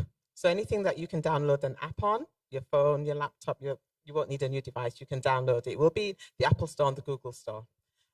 The analog going, I hope that we don't have people that still have those really old TVs with the big backs. So it won't work on that. The TV has to be able to take internet. Once it's a smart TV, I can take internet, it will work. For those that still do have that, there is a piece of equipment that we can transcode on it. So we will provide that to them as well, because we do know we have a profile of older people. On the price, we're still in negotiations. but as always, the cable always tends to be the most affordable telecoms company. What we can confirm is that there will be a price for everybody. Perfect. Perfect. And it should be affordable, because if I can just take my login, come in, subscribe, take my login on my phone or whatever, then the infrastructural cost also goes down to some degree, which means that you can pass that on to the consumer. I don't know how this works, but I'm assuming that that's what would happen. So that's one side of it. The other side is that the content creators, the HBOs, the Disneys, the ESPNs, their prices tend to always go up. And we're licensed providers, so we also have to bear that in mind, that we're not making a loss on it. Fantastic. Yes. Now, in respect of the Washington Archibald, there's just one final slide, the last slide that I just wanted to end with. Sorry. Just go back to the very last slide. The one after this. This one. We can't forget our fiber to the home. This is the island-wide underground fiber. Now, the cable already has island-wide fiber. It's just hybrid. We call it HFC. It's hybrid, fiber, and coaxial. So we already were with fiber from 2001. What we're doing now is we're enhancing that fiber to the home. So it comes straight from our technical offices straight to your home. So the electricity goes, it doesn't impact you. It's underground, and it's underground 24 feet, which is best-in-class standards worldwide, so that we're climate 24, sorry, inches, sorry, feet, sorry, inches. So that's world-class standard, so that if anything happens, if the road, which we won't know what happened with public works, the roads or anything, it's not going to interfere with the fiber. And we deliberately went with all the world-class standards for the build for this to make sure that it is resilient, it's future-proof, it's scalable. I'm going to ask Clover just to say a little bit about this, and then I'm going to end with a quote. Yeah, it's also future-proof. With the current deployment that we are engaged in, we are able to deliver multi-gigabit services. It just provides a foundation that we could do that. Currently, we are able to deliver services to just about every class of business or residential user. But as we progress, you'll recognize that there's a transformation that's happening, and we'll be able to deliver multi-gigabit services to just about every user across the Federation. And so when I came into the cable, 5-6 years ago, I talked about the 100 meg minimum for customers. At the time, the minimum speed that people were paying for, I think, was 3 megs, and then it went to 6, and then it went to 15. And I kept talking about 100 meg minimum. It was, oh, that's not going to happen. That's not going to happen. We've been at 100 meg minimum for a little while now, right? So we're going for a gigabit society, which is what my minister has said he wants by 2030, that homes can get up to 1 gig of data. And so this infrastructure allows that and enables that. Like we said, pricing, we are negotiating hard with the providers of island bandwidth. So we have never increased our prices for our internet in the 20 or so years. We've always given more bandwidth. So we hope to continue that, even when we go up to gigabit, if it's feasible. And my final thing on our update is we believe the rate is not for the swift, it's for those that can endure.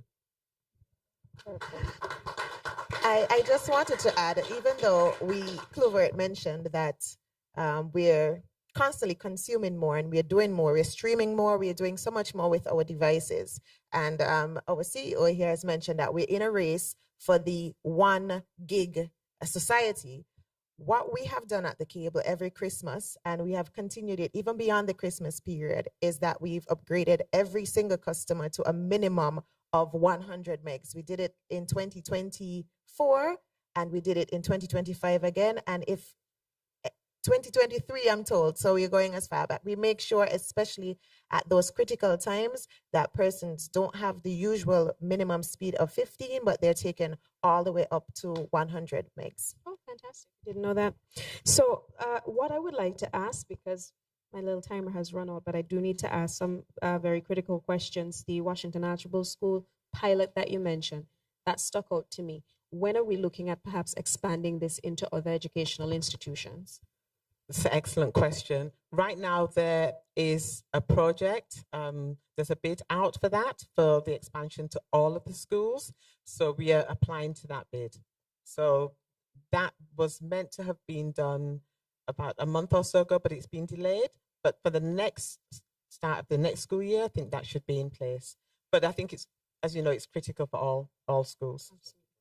2026. Okay, and another thing, and then I will let you go because I want to leave some room for others as well. You mentioned that you have this B2B system, which is a business-to-business fiber system, and then you have one that's running separately for residential customers that you're working on. What's the difference between them, and what in terms of what's provided? So typically with B2B, we say it's direct internet access. It's not shared. It's directly from our head end directly to your premises. And so you do whatever you want with it, and it's scalable. With residents, it's from a node, and it's across the customers in that area. Okay. So if more people go on and interact, then they share more of that bandwidth. Okay, fantastic. Minister, anything you'd like to pop in here? Yes, so firstly, at this opportunity, I want to recognize our Prime Minister, Dr. Terence Drew, who has taken time off his extraordinary busy schedule to be here. And I see the Deputy Prime Minister is back as well. I think this underscores the tremendous support that we have at the cabinet level for all of the initiatives that we're doing. And so I want to congratulate the cable for the tremendous work that they are doing in supporting our agenda, in our digital transformation agenda, in our sustainable island state agenda. I think the cable understands the assignment, And so even sometimes without prompting, we see their intent and their intention to do the things that are beneficial to our people, that students, our communities, our society, our businesses. And so I want to thank them for the extraordinary work that they do. And I will continue to apply the pressure because I visited some place and they told me that that city is already at 1 gig minimum.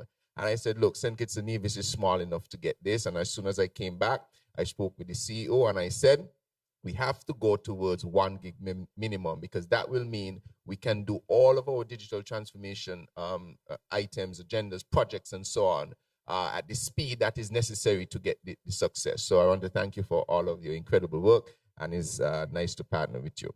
Thank you.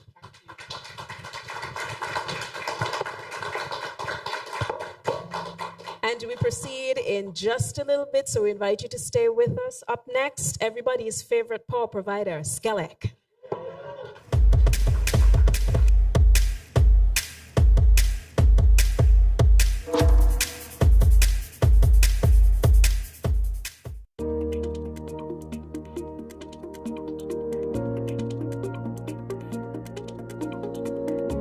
The panel is a device that we use to control motors and also to feed different parts of the auxiliaries for the engines. For example, the motor control panels for the engines get fed from that panel.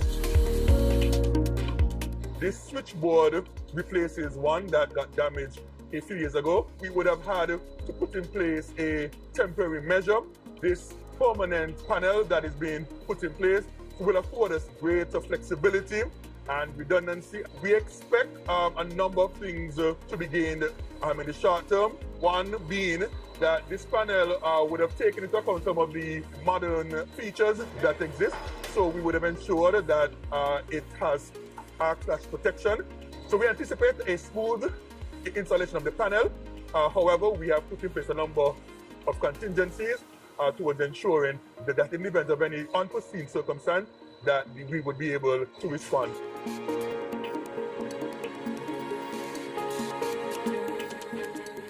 We've built this panel, you can see behind us, for the upgrades at St. Kitts. This is an ACB, an air circuit breaker. It's a 1,600 amp air circuit breaker. Panel's then divided into tiers. Each tier has a number of drawers inside, and there's generally 2 different types of drawers. There's these which are feeders, motor controllers.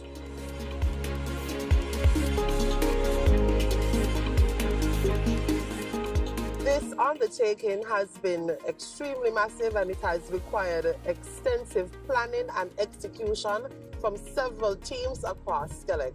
And we want to take this opportunity to thank the POOs who have done tremendous work so that we can have the conclusion of this project. This project and the installation of the panel is necessary as we aim to become more reliable and resilient as a company.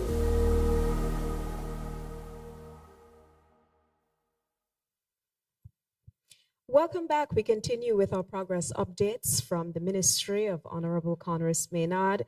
Huge portfolio he has, but we're running through more than halfway there, and very happy to have with us now Mr. Kenred Roberts, who is the engineering manager at Skelec. And you are joined by a member of your team. I don't have your name, so if you would be so kind as to introduce yourself. Yes, good morning to all. My name is Pearl Williams, and I am the Finance and Administration Manager at Skelec. The lady with the money answers. Love to have you here. And so we get straight into it this morning. You've had your hands really full, and everybody depends on you to keep the lights on, to keep our internet running. You pretty much power everything.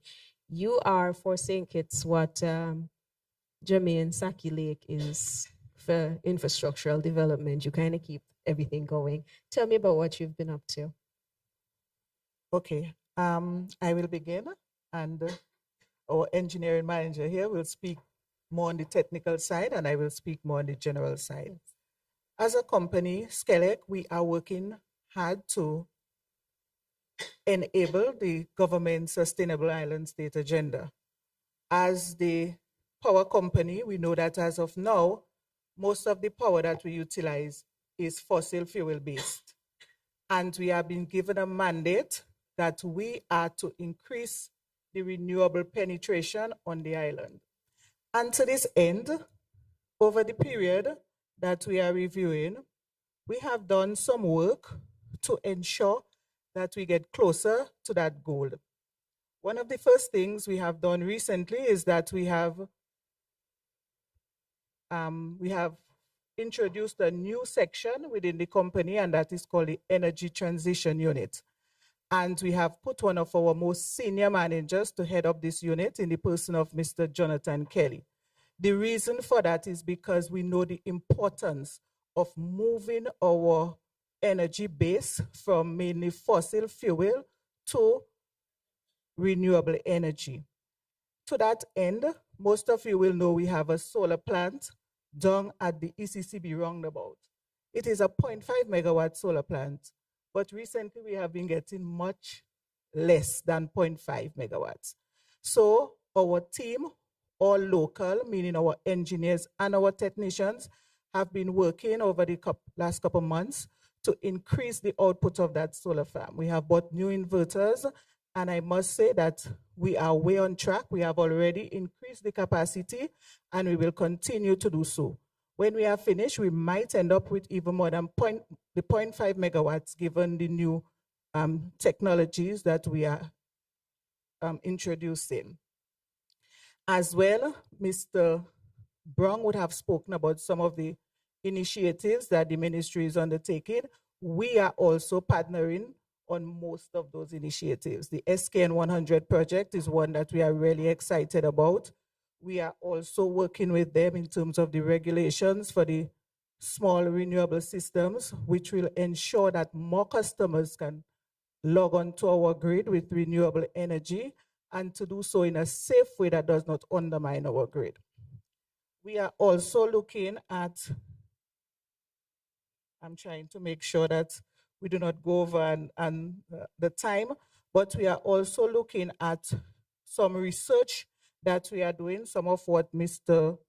Brown spoke about, where we have outside consultants who are helping us with our grid stability and preparing our grid for the number of energy projects that we are going to undertake.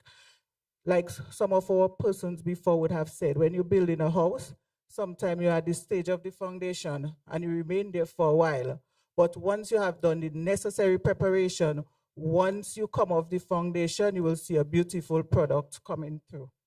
One of the other things that we are involved in is the AMI project, which have started sometime now, but we are in the final phases. We have about 50% of the meters already on island, and we have already started some of the promotion work. We were on the radios, some of the news media, letting the public know what is coming, because we, by the end of June, but we say July, we usually say July, but we know we will begin by the end of June to roll out the actual installation of the meters. And why do we need to change off our meters is one of the things person may ask. We have a meter, why do you want to undertake this expensive project? Because it comes at an expense. But there are many benefits that will accrue. For instance, we are in a system where data is key. And most of our commercial partners, they reach out to us from time to time to ask us for data for their planning. The ECCB, for one, we know that they have this big solar project, and we were key in providing them with the data that they needed for deciding on the sizing of their batteries, for example. And we have other smaller businesses, I could name a few, who from time to time reaches out to us for information to ensure that they can plan properly. And with our new AMI system, not only will the big commercial companies be able to reach out to us, everybody will have that information at their fingertip. The meters will be providing data in 15 minutes interval, and I think they are stored for about 1 year. So once you take on the app, you can look at your usage, your energy profile, you can see what times you spike, what times you peak, so you can efficiently maintain your use so as to reduce your bill. We will also be able to tell, for instance, power outage. If there's a power outage somewhere, just by looking at the system and seeing the meters that are out. Right now, sometimes when there are power outages, we may know that there are power outage in New Road, but we may not know that it extends just to Cedar Grove or to Cedar Grove and Milliken. But by looking at the meters which do not have power, you will be able to tell the exact radius, the exact area where you do not have power, and that will facilitate our guys in being able to connect even faster. We also have so many other benefits, but I know the minister will want me to speak to prepaid. And as I speak to prepaid, I will say that in coming up with the financing and so on for the new meter project, once our minister came on board, he was very excited to support us. And especially as I use the word prepaid, because someone like the minister is always keen on ensuring that all our customers remain connected. And with the prepaid system, what our customers can do is monitor your own usage. There will be no need for persons to be disconnected, because let us say you are on the regular bill and you become disconnected. You can immediately become connected on prepaid. What that will mean, though, that you will have to pay before you use, similar to your cell phone. But it wouldn't matter that you have an arrears, because we will work it out in such a way that while you are paying and using, you will be paying something towards the balance that you have. But what this means is that everybody can remain connected, and that is very important. There are also some other initiatives that we have had during the quarter during the 6-month period. For example, in the month of March, we hosted in collaboration with Carilec, we had what was the largest, they said, HR, corporate communication and customer service conference that they had in their history, and that was in St. Kitts. Our team, Ms. Patrice Harris, who is right here in the audience, as well as our HR and customer service manager, they played a very pivotal role in the planning of that conference. And at the end of the conference, the success, everybody raved about the success. So even right now, I would like us to recognize the team who helped to put out this extraordinary conference. Not only were we able to host the conference, but because the conference was right here in St. Kitts, a number of our staff were able to be present at that conference. They were able to host sessions. We had our HR hosting session, customer service manager moderating. We had our communications manager hosting sessions and also moderating. So in a nutshell, we were able to build capacity and expose our team to an experience that we probably could not send them to Trinidad because of the cost involved when they had the conference last year in Trinidad. But we could have had a number of our persons experience it right here. Okay, I'm noticing that I need to be moving along. So I will speak lastly of some of the other training that we are doing in the business. We have undertaken customer service training for all our front-facing persons, our cashiers, our technicians who go out in the field, and our SCADA operators. And coming out of that training, we know we have trained the staff, but we are going to go a step further, and we are working with a provider so that we can have a survey that is done, but it is part of a whole system where once a customer goes into customer service and they have interacted with one of our customer service agents, once they are leaving, once they have left the department, they will get a survey on their phone, or they can scan the QR code. And the reason why we are going this route through a program, because we want it to be assessed. We don't just want to take the information, but we want to have the data analyzed. And that is the reason why we are going through a particular system. And after we have trained our staff, we want to ensure that it is something that sticks and something that our customers will see. And as a result, we are moving into that direction. And at this time, I will hand over to our engineering manager, who will speak more on the technical side. Yes. Good morning. So I'll be brief just in terms of some of the activities and initiatives that the SCELEC has been undertaking over the last 6 months.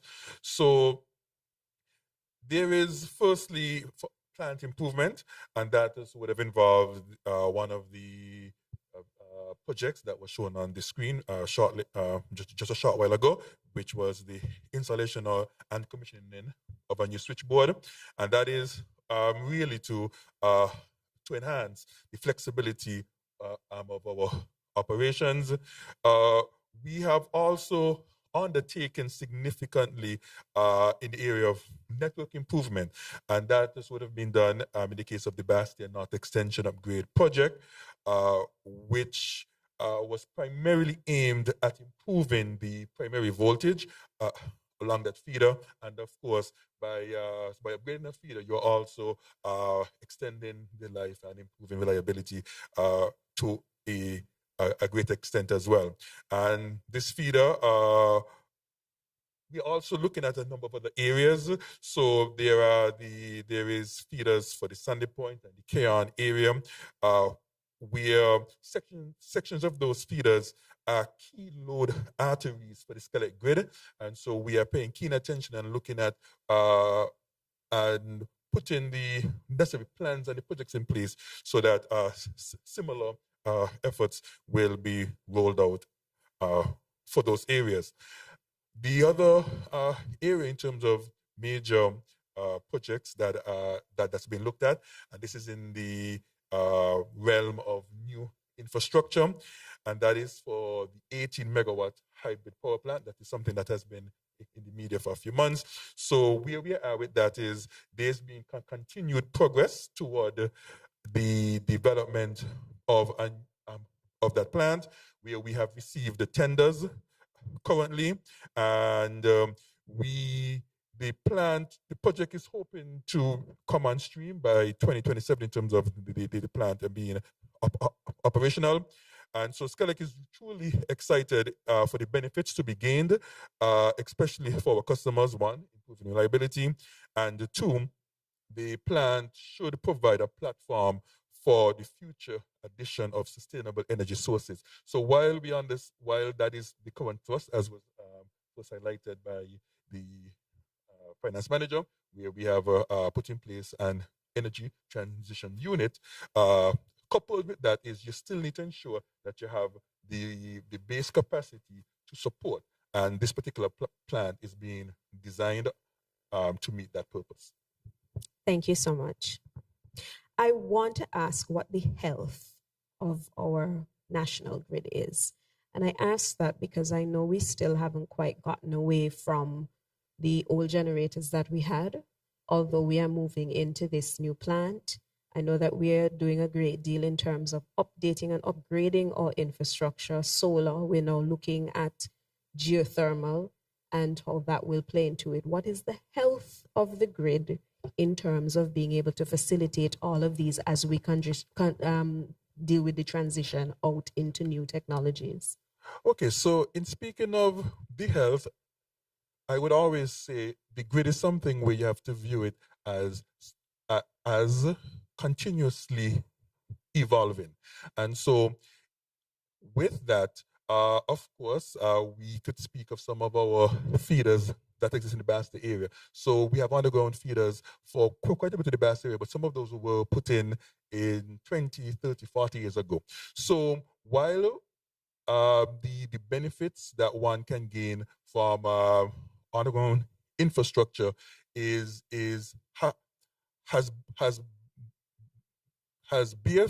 borne fruit over the last number of years, it's necessary that we invest further. So in terms of the state of the grid, of course, we know there is age infrastructure in certain respect, but from the aspect of continuous evolution, so for certain sections, we will be looking at having upgrades. Even currently, we are changing a section of like an underground feeder. So in some way, the health is one where the infrastructure is expected to last 40, 50 years, but as those assets past their lifetime, the company is making the appropriate investments. I know Mr. Roberts is trying to be diplomatic. The grid needs help. It's aged, and we have a lot of work to do to get there. And so in a number of these initiatives that we're talking about, we're trying to establish partnerships to help with the upgrade of the grid. For instance, we have an 11 kV grid, which is 11,000 volts, which is usually only for distribution in small areas. When we want to transmit the level of renewable energy, for instance, we need a grid that can take more voltage. So maybe 33 or a 69 kV, so that it has the resiliency. The lower the voltage, the more loss you're going to get for distant places. So the more challenging, for instance, the electricity will be in St. Paul's or Newton Ground if we continue to put this amount of power on the existing grid. So the grid needs work. We have identified that, and we're supplying the resources and the pathway to achieve that. So as we look to become more resilient, and as we move toward the sustainable island state agenda and achieving that in all senses of its meaning, what does this mean for your consumers, business and residential alike? And I ask that because one would expect or think that as we move away from fossil fuels and we embrace renewable energy, there's going to be some return in terms of costs and savings to consumers. What does that look like for us at Skelec? If I may start with that, the government right now has taken in large part for the residential customers the burden of the variation in cost of fuel.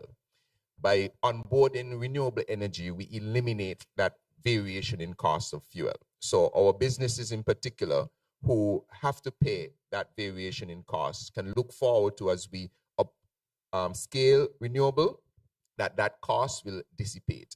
And the more renewable energy we are able to bring onto the grid, the overall tariff can then start to go down. Right now, however, we have to put our renewable in place to get rid of that variation in cost of fuel. We have no control over that. If I see that Ukraine hit Russia recently with some drones, Russia is attempting or has indicated they're going to hit back. We don't know what the impact on the fuel market will be as a result of that. And that cost is directly passed on to us. With renewables like solar and geothermal, etc., we are separated and isolated from those types of shocks. Thank you so much for that. And I would like to thank you both as well for coming and sitting, having this chat with us this morning. We're going to move on because our time is out and we've run over by a little bit, but I think sometimes it's necessary to get the information out. We continue in just a moment with ICT and finding out all that is happening there in St. Kitts and Nevis with none other than Mr. Nigel Carty.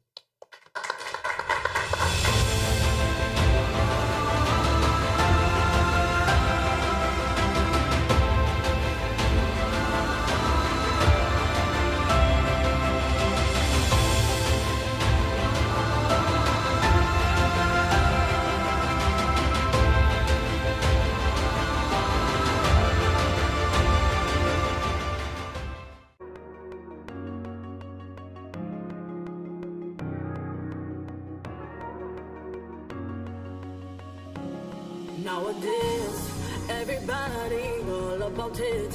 What happened to love? What about happiness? We got life and not just so we blessed. Forget about the race, love and life. So I had to say a prayer for my generation, for my people, oh, for my federation. Stay strong, stay strong. Say we got to stay strong, stay strong, stay strong. Say we got to stay strong. Hey.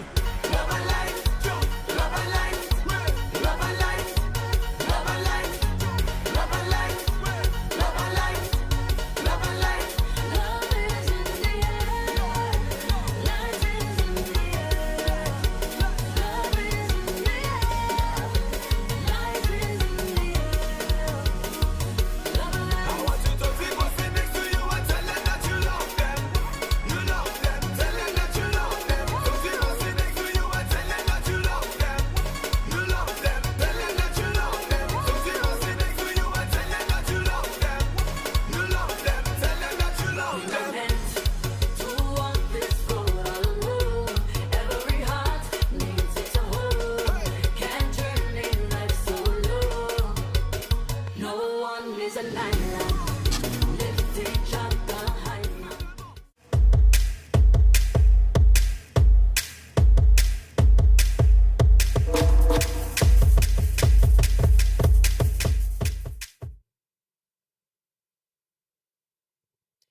that Skellig song an original? Because like I was up here bouncing. It's original, girl. That song good. I'm ready for the road. So I'm really happy to have with me this morning now, and we're going to have a conversation about ICT and the work they've been doing. Very important in the ministry. However, it was one of those to really kick off into high gear, I would say, within this administration. They took it in a totally different direction. And I don't know anybody else better than Honorable Nigel Carty. The Prime Minister says, of course, the entire team, but the Prime Minister says once honorable, always honorable. So Honorable Nigel Carty, working with no less than Minister Maynard to really put brains and energy and effort together along with an amazing team to advance this. So I would really love to hear from you now, introduce the members of your team and explain to us a bit of what you have been doing. I know a lot of work and progress has been made. I'm Nigel Carty. I'm the head of the Digital Transformation Management Unit. My name is Urta Shiverton. I'm the Systems Coordinator in the Department of Technology. Morning, everyone. My name is Ophelia Blanchard, and I'm the e-government coordinator in the Department of Technology. Right, so we've combined our presentations because really there's no difference between digital transformation and what we are trying to do in the Department of ICT. So digital transformation is really the application of digital technologies, computing technology, to really fundamentally change the way in which government functions, the way in which government serves the public, and to also ensure that the government is able to adapt to the changing circumstances. As an example, you'll understand that with respect to the political environment, people are demanding access to information. Well, you can only make information accessible if it's at your fingertips. So digital transformation, the Digital Transformation Management Unit really is focusing on how we can upscale the implementation of digital technologies. We have been implementing digital technologies across government for quite a long time. This is nothing new. I'm sure Urta and Ophelia will tell you about the recent ETA launch at the airport. We can tell you about the great work which has been done at the Inland Revenue Department and such things. But the Digital Transformation Management Unit is really focusing on upscaling those efforts to ensure that we can radically change the way government is serving the public. Now, this is part of the government's Sustainable Island State Agenda, of which the Prime Minister speaks so eloquently all the time, and of which the Minister has been speaking a lot as well. So really, what we're trying to do is upscale the implementation of digital technologies, but at the same time, bringing some coordination to what we're trying to do. As we put government's assets online and expose those assets digitally, and there's certain risks that come, so we have to think about cybersecurity, and we also have to do a lot of planning as to how we expose that data. So we have to put in place what we call a data and information management framework. So I can talk about our EID project, our ECRS, which is our Electronic Civil Registry System project, but I will allow the colleagues to say a few things and then we can move the presentation forward as the time is going very quickly. We have made significant advancement, starting with infrastructure. You would have heard a presentation by the CEO of the cable, Ms. Pat Walters, and one of the things she highlighted was the Internet Exchange Point, what we call the SKN-IX. This is significant. The government of St. Kitts and Nevis would have made significant investment in this project, and this is also to boost our ICT infrastructure resilience. We are happy that we now have a number of partners, including the cable, City Wi-Fi, and other organizations such as Architects, Packet Clearing House, Magnet Solutions, who have joined and signed on board, and we are constantly engaging other service providers. This is important because it helps us to build that local internet that we would need to ensure resilience. When we look at sending emails, and we have to send an email to the Honorable Minister, he goes overseas and come back. Now looking at the internet infrastructure exchange point, we can now have things local. So whether it be local financial transactions, education services, and other content which the cable and other service providers are currently working on, we can have that localized. And I think that as we continue to expand, it is important that we collaborate a lot, not only across ministries, but also with private sector. And we have been doing so through engagements in terms of our infrastructure, and also as we look at partnerships in building our internet society. Well, I'll jump in here. One of the other projects that we're working on is the upgrade of the government network, which we call the G1, the Government Wide Area Network.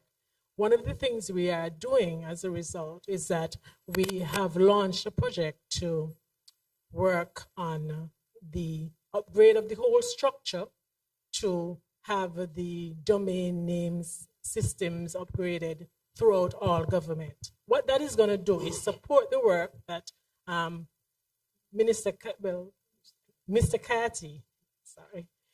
Carty is doing in terms of the digital transformation, because we need a strong, safe, and reliable network that is secure to launch all of these services. So we have consultants who are working with us now. We have done a major part of that in that we have completed the system-wide audit throughout government, looking at all of the systems within government. And out of that, we have a report to see how we need to secure and how we need to upgrade the various government networks to support the digital services we would like to lay on it. Mr. Carter, would you like to say? Okay, so if you can get back quickly to the first slide, John. And we're going to talk a little bit about our ECRS project, well, the Digital Electronic Identification System project, but I want to focus in on the ECRS just to make it simple. This is a project where we are trying to digitalize our civil registry system, so our registry of births, deaths, marriages, divorces, adoption, etc., we are digitalizing that, which means we're going to be making our services available online. So persons can make application and pay for those applications online. And this facilitates our citizens wherever they are. So just recently, for example, I was assisting a cousin of mine in applying for a passport, and they had to do all of these things. And they actually had to come here and do some other things running around themselves, right? But we are doing that. Now, the Prime Minister has been a driving force behind all of this. I mean, constantly he calls me about, well, what are we doing here? What are we doing there? As well as the Minister. So we're developing an entire electronic identification system that needs to connect to the ECRS as well as to the National Security, Citizen and Immigration System to be able to draw the information to authenticate one's identity. Let me briefly explain. Right now we have a national ID card. That's useful, but there are some limitations to that. When you walk into a bank and they ask for that, they have to do a visual inspection. Of course, once there's need for visual inspection, human visual inspection, then you know there's a loophole. So if we can get a card with a chip that is secure, that carries data, so that when you go to a bank, you slip it into a card reader, it interfaces with our eID system and verifies the identity of the person carrying the card. That is what we're trying to achieve. But then that builds around it a whole ecosystem, because all businesses would want to make sure that they can identify people securely. And therefore, this is going to have its own impact in terms of expanding and developing its own ecosystem. So I don't know if colleagues want to talk a bit about it. So this is also a fundamental project.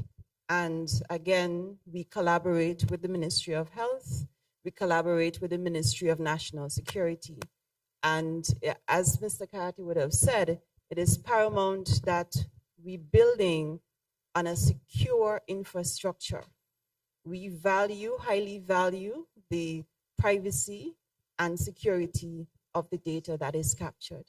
And so another part of this project is to do a full assessment engagement. We are doing stakeholder engagement. There have been several stakeholder engagement, and there will continue to be several stakeholder engagement because it is important that we get the views of every stakeholder, every key stakeholder involved in this process. We are going through with our partners and consultants who have more research they're doing. For example, the International Telecommunications Union, we are partnering with them so that they're doing a number of research and will be assisting us in terms of review of our policies, legislative framework, so we can ensure that we have a robust framework in place to support the system. Okay, John, could you put up the second slide? Urta is going to talk a little bit about that. John,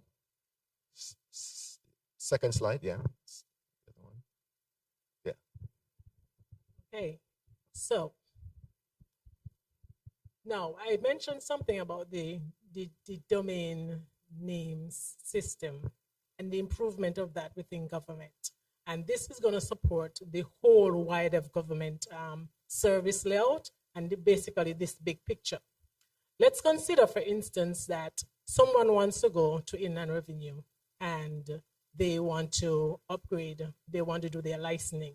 Currently, we know they have the e-services. If someone is new to the system, we are saying that, okay, we want you to be able to have this card that you can use, but you don't have to do it by physically going to the Inland Revenue Department. If you have this ID card, you can upgrade your license system, let's say overseas, or you can, because Inland Revenue can now be assured that the Honorable Prime Minister, Dr. Joe, is Mr. Joe indeed, right? And that he's not Mr. James, right? Because he can now be identified not just physically, right? But so the whole system integrates.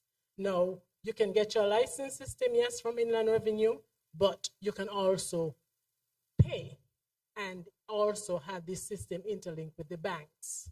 So the banks can now verify that you are the person who you say you are. So it's not just within government, it's also outside of government. So all of this comes into play. The Ministry of National Security, Inland Revenue, even social services, everything interlinked. So that is why having that foundation in place is important. Thank you so much. And that was very detailed. In fact, I'm listening to you. Sounds great. But the question that I have to ask, because I'm hearing a lot of people can access your system, what about interagency, interministerially? How are you going to communicate information between agencies who need to access information? Right. So that's a critically important aspect of the work that we do. It is really understanding the data standards that we need to operate. So each government, so currently government ministries operate in silos. There are some government departments that are fairly advanced, like the Inland Revenue Department, that have their own systems. You may have, say, the Department of Planning having their own systems. Those are siloed. And then there are government ministries that don't really have any system in place or not very advanced technologically. Part of the work that we're doing is developing data and information management standards. That is, how do we develop those systems in a way that makes them interoperable? How do we make sure that there's compatibility across those systems? And then taking care of cybersecurity and other kinds of issues. So the schematic you saw a while ago was really showing you that there's an interoperability framework, a piece of system that interconnects all of the various systems across government so that there can be swift and secure communication. But it also provides for, depending on the services that government is offering, for there to be outside public interaction with government services over the cloud, through the cloud. And as Urta was saying, because we're now going to have the wherewithal to ensure that the person who's doing the transaction is who they say they are, then government can begin to expose a lot more of those services. People can pay for their services as well as apply for various things, licenses, birth certificate, because this piece of ID that you have is going to be rock solid in terms of identifying people who are transacting with the government. You know, especially older folks, sometimes a little bit uncomfortable with a transition to things that are new. And I know a lot of people are going to sit down and wonder, well, this sounds great. It makes everything more efficient. But what confidence do I have outside of just cybersecurity? Because when I think about that, I think about taking my device and accessing a system, or that system having access to mine. But what about individuals' access to persons' private and personal information? Would you like to speak towards that, or would you like me to speak? You can. All right. I can add after. Okay. For instance, one of the systems that we are looking at, and the Honorable Prime Minister has already pushed that along, in that the Ministry of Health is looking at doing a health information system and improving their health information system. Through the DTMU and the Department of Technology, we are also helping them along on that path, because everyone wants to ensure that their health information would not be accessed by persons who are not duly authorized to have that. So those are some of the things we are trying to concretize and get out there, but that requires some process engineering. So it's not just to use the same old processes, right? So there's going to be some process engineering to say, what do we need to make sure that this process becomes even more secure? Because you cannot move it from manual to a digital process without making some changes in the procedures that you have. Now, the system that we're looking at for all of the government is they're not all going to be connected. They're going to be disconnected, in that the Ministry of Health will have its own system, Inland Revenue Finance will have its own system, but they're going to be, yes, a layer of interoperability, like we said. Basically, it's like a pathway that allows one system to talk to the other without the other system being exposed, or without the bad actors, what we will say, the malicious actors, being able to access all of one system in time. Minister? Right. So if I may add to this is a very important part of it, the interoperability layer. We actually put ourselves in an advantageous position unknowingly, because we have developed in silos, because information has been developed in this place and that place. They don't all reside in one place now. And so when we build an interoperability layer, what will happen is you turn up for a particular service, say in the bank. You want to start an account. Because you present yourself, you give the bank the permissions that the bank, the limited permissions that the bank may have, which might be to access your address, where you live. It might be to access the information from your birth certificate or your police certificate. So when you present yourself, that system will then only talk to the areas where it needs to talk. That is how the system is meant to develop, so that no one place or one person will have access to all of the information. And this was especially very telling when we, Mr.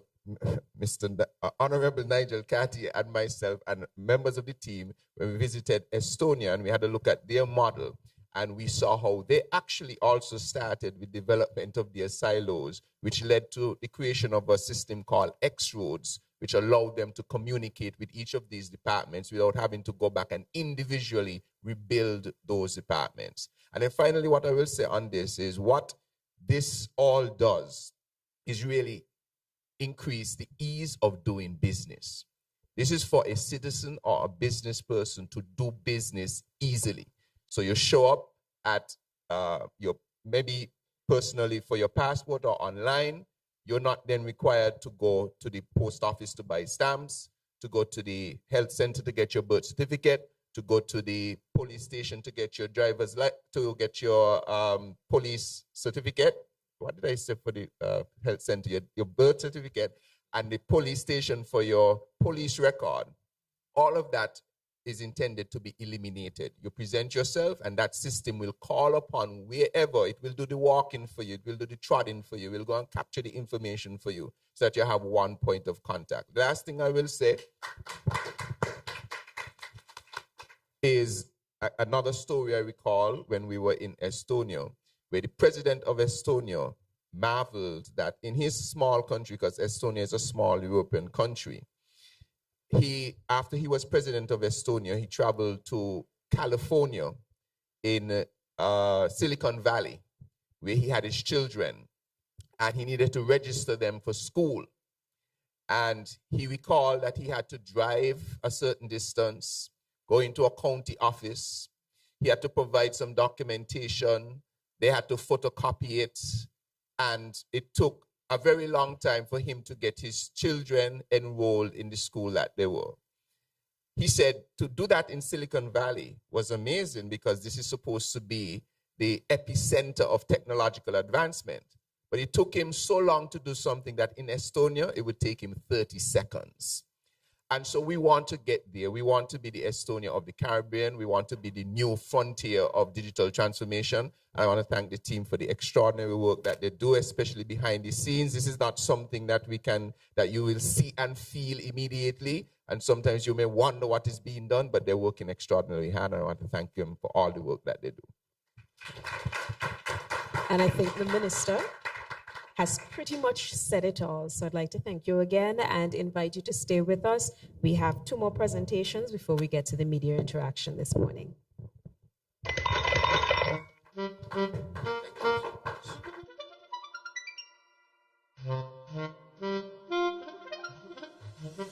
Never insert a password into a browser unless it has HTTPS, and never send or view confidential material in a browser unless it has HTTPS. And the S is important because it stands for secure.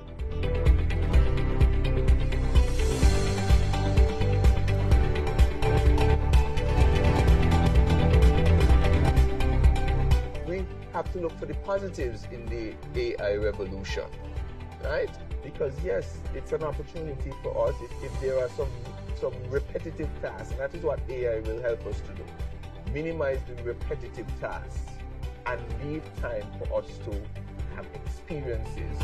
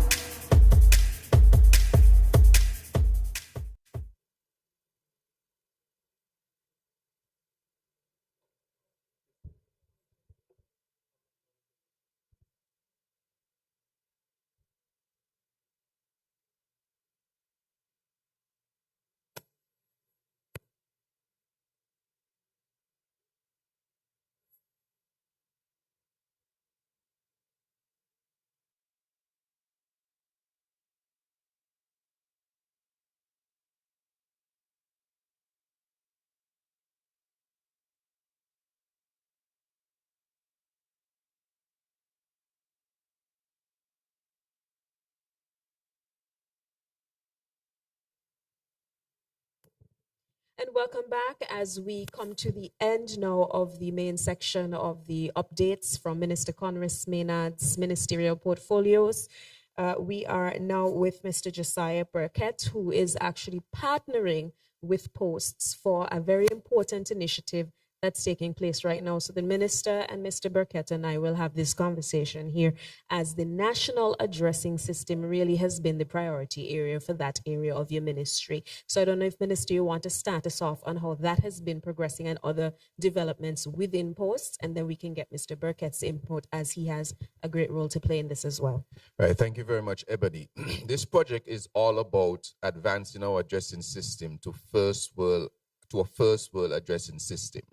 Right now, you know, in St. Kitts and Nevis, if you want to tell even the ambulance where to come, you have to say, you have to drive up this road, turn by the mango tree. There's a red car with the window down and a leaf on the dashboard. You know, you have to give those specific things for the ambulance, something as important as the ambulance to find you. What we are doing here now is attempting to develop an addressing system that gives a 2 or 3 line address for every single property in St. Kitts and Nevis, similar to what you see in the United States, 103 Ebony Drive, Atlanta, Georgia, and a zip code, or in the United Kingdom or in Canada. And so we have been working on this for the past couple of months, for quite some time. We've gone out to tender for a consultant to assist. And we recently engaged or onboarded Spatial Focus, which is a company that has been involved in this for many, many decades. They are the pioneers of even some important areas that you've known about that I mentioned, Washington, D.C., Atlanta, and some of these places are places which they help to develop the addressing systems there. I know they recently did some work in the U.S. Virgin Islands. St. John's boasted that they're the first Caribbean island to have an addressing system, and we want to be the first independent nation in the Caribbean to be able to do the same thing. And so I'll turn it over to Mr. Burkett now, who is actually a GIS officer in the Ministry of Sustainable Development, who is very critical in this because it's all about spatial, it's all about the global positioning of all of the properties in St. Kitts to identify each property with a unique number, a unique space on our map. So, Mr. Burkett.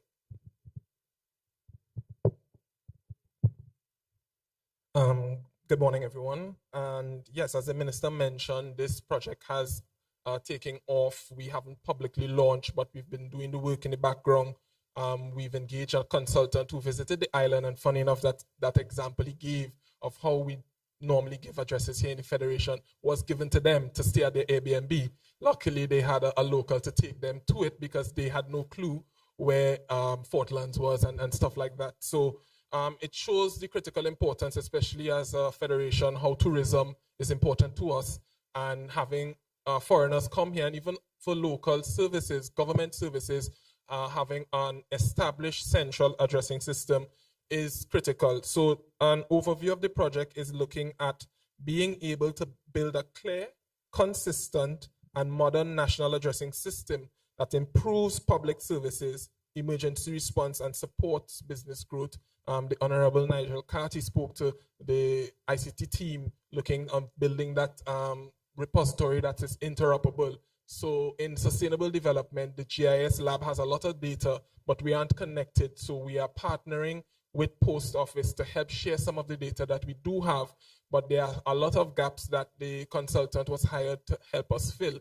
Now, many persons would know, you would go online, Google, and these open source platforms, and you would see areas where it's showing you there are roads, but there aren't any roads. Or they will say there are no roads, but there are roads. And those are the gaps that we need to first fill to be able to then roll to the most important objective, well, one of which is naming all the streets in St. Kitts and Nevis, which is a critical component that we're hoping to accomplish in the near future. So once we are able to do the official street naming, we will then assign formal addresses to almost every building in the Federation. So we'll be able to address all properties, and now persons will have one address that isn't duplicated, and persons can be found, whether it's through emergency services, which is critical, or it's a situation of e-commerce as we go to a sustainable island state. Being able to get packages locally and internationally delivered straight to your home would be very valuable and would increase business services. And finally, this addressing system would be a national database that is housed, partnering with ICT, and distributed to many different government and private sector services that would allow persons to now have a formal address that can allow them to communicate properly with others, particularly those who won't be familiar with St. Kitts and Nevis. It might sound like a very obvious question, and we had the mango tree examples and turning by the big stone and all of that, and the yellow house, but not that shade of yellow, the other shade of yellow. Why is it so critically important for us to go through this exercise at this point in time? Because it's something that we've spoken about for quite some time. You and I had this conversation about a year or so ago. Why is it so critically important to go through that now? So, as you mentioned, or as we discussed earlier, we are attempting to make a sustainable island state, and we are attempting to completely transform our landscape digitally. Why is this critical? In order for us to achieve all these things, to be able to have the data we need to do, this system needs to be developed to facilitate that. For instance, the digital ID card that we spoke of, you're showing up to the bank. One of the things they're going to ask you for is your address confirmation. They will probably ask for a utility bill for you to do that. In fact, your utility bill can have on one address from one provider, say Skelec, a utility bill from another provider, say the cable, may have a different address. This unifies that approach where you won't need to bring your utility bill anymore. Your ID will be able to tap into an authentic and genuine database to determine what your address is. So this is all part of the digital transformation agenda that we are on. So this is absolutely critical. And of course, we mentioned safety.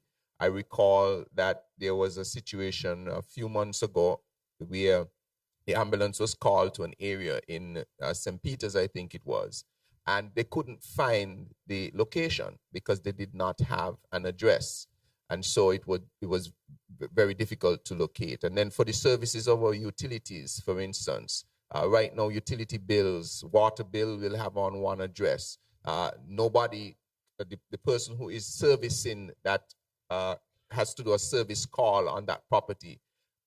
Right now they do it from memory. They have to know, they have to have historical information about that area to find where they need to service. By having addresses that can be pinned to a person's accounts, then anybody, any technician that needs to go will be able to find. So it's absolutely critical as we go after our Sustainable Island State agenda. It sounds great to rename roads and number houses, but how is that going to take place, and what sort of opportunity is the public going to have to participate in this process, especially when it comes to their own communities? This little road that Miss Mary lived on for Lord knows how long. How do people get to participate in that whole process and make sure that the names are meaningful to them? That's a great question. And so that is being, the policy surrounding that is being developed. There is draft policies as well. But needless to say, everybody will have an opportunity to give their suggestion of a road that they live on. And we will develop policies to ensure that locally, for instance, if you have persons living on a street, that the majority, whatever position the majority of those hold, once it fits within the policy of the name restrictions and so on, etc., they will be able to make the adjustments. So for instance, the consultants would tell us that in their experience, people refer to roads in very short language. So for instance, to have a road named the Permanent Secretary and Department Heads Roads, normally what will happen is the road will be changed in lingo to the Heads Road.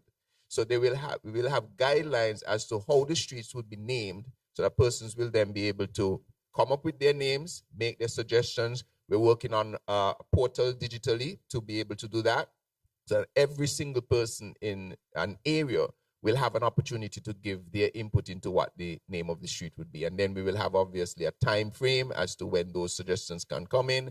Obviously a determination would have to be made. And of course the cabinet must have the ability as well to name important streets based on what they think is important for that particular area. And I'll add to what the minister is saying. We do want to acknowledge, because even in the Department of Physical Planning and some other areas, they are aware we have this data. Community groups have identified that they've been doing these exercises themselves, but they weren't aware. So that's why the minister thought it's important we mention the project.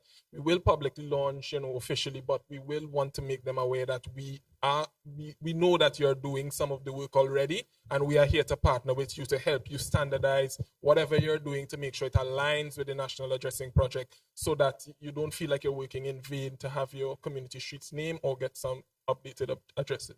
And people might say, well, my house already has a number allocated. When I got my deed, there's a lot number. Is that going to have anything to do with the numbering system, or is that going to be independent of what you're given on your deed or your property papers?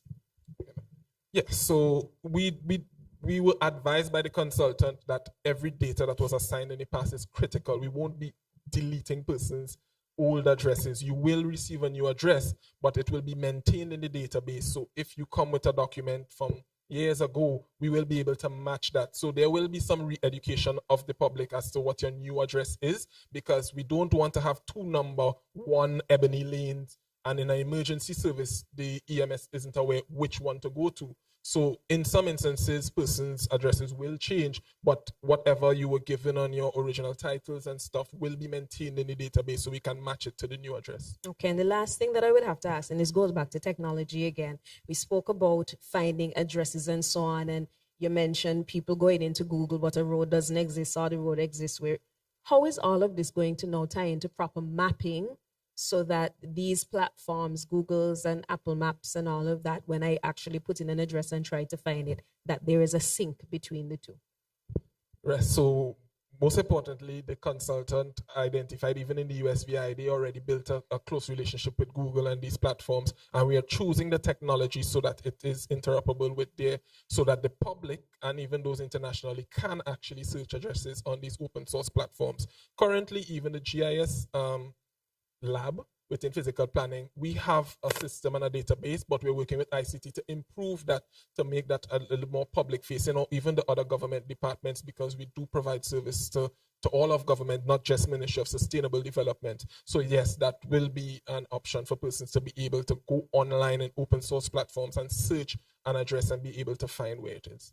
Fantastic. And I think that wraps us up for posts and the substantive part of the interaction today. However, we're not over, because the best part, I think, has come, which is where the media now has an opportunity to interact, to ask their questions to Minister Maynard, and all the HODs remain present, so any questions you have can be directed to them through the minister. I'll just remind the media that when they're invited up, you are allowed to ask 2 questions.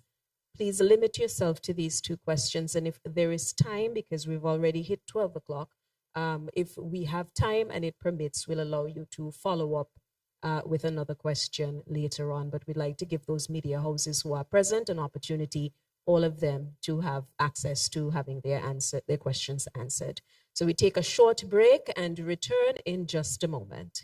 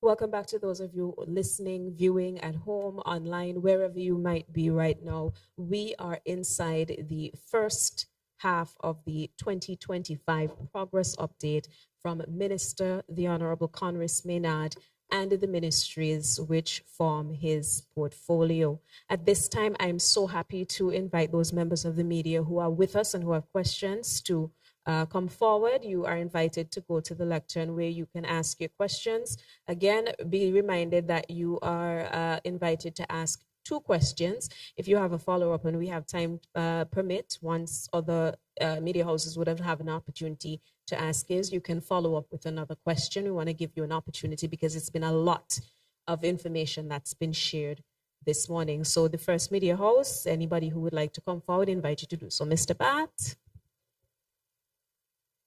Good morning, Glenn Bart from SK Newsline. I want to congratulate the Minister on such a comprehensive review of all the activities and actions taking place in this ministry. My 2 questions, the first concerns water and conservation together. The You spoke about the new desalination plant that's going to be coming on stream soon. We know that there are going to be some new wells being commissioned. How do you ensure that the quality of water that is coming out of the ground, that is coming out of the desalination plant, meets certain quality criteria and safety criteria? I would like you to address that issue. On the matter of the IP infrastructure, digital security, I think some ideas some level of thought was done on this, but I want to get a little more detail about how do you protect the system from external threats, and how do you protect clients and consumers, the users of the system, from potential hackers and so forth, because that is an issue globally, and people want to have their information, their personal information, private. Thank you. Thank you, Mr. Bhatt. Mr. Minister, I would like to invite you to respond to the questions, and if there's any member of your team who you would like to ask to respond, you can invite them to the lectern. All right, so Mr. Williams can, I will start with the answer, and Mr. Williams can come in on our water safety practices, and Honorable Nigel Kati would address on the security issues with respect to people's privacy. So with respect to the Water Services Department, there is a rigorous system of testing that already exists. So there is periodic testing of, even now, of all the wells that have been developed, that continues. So the moment there exists any anomalies, they're able to pick it up and adjust accordingly.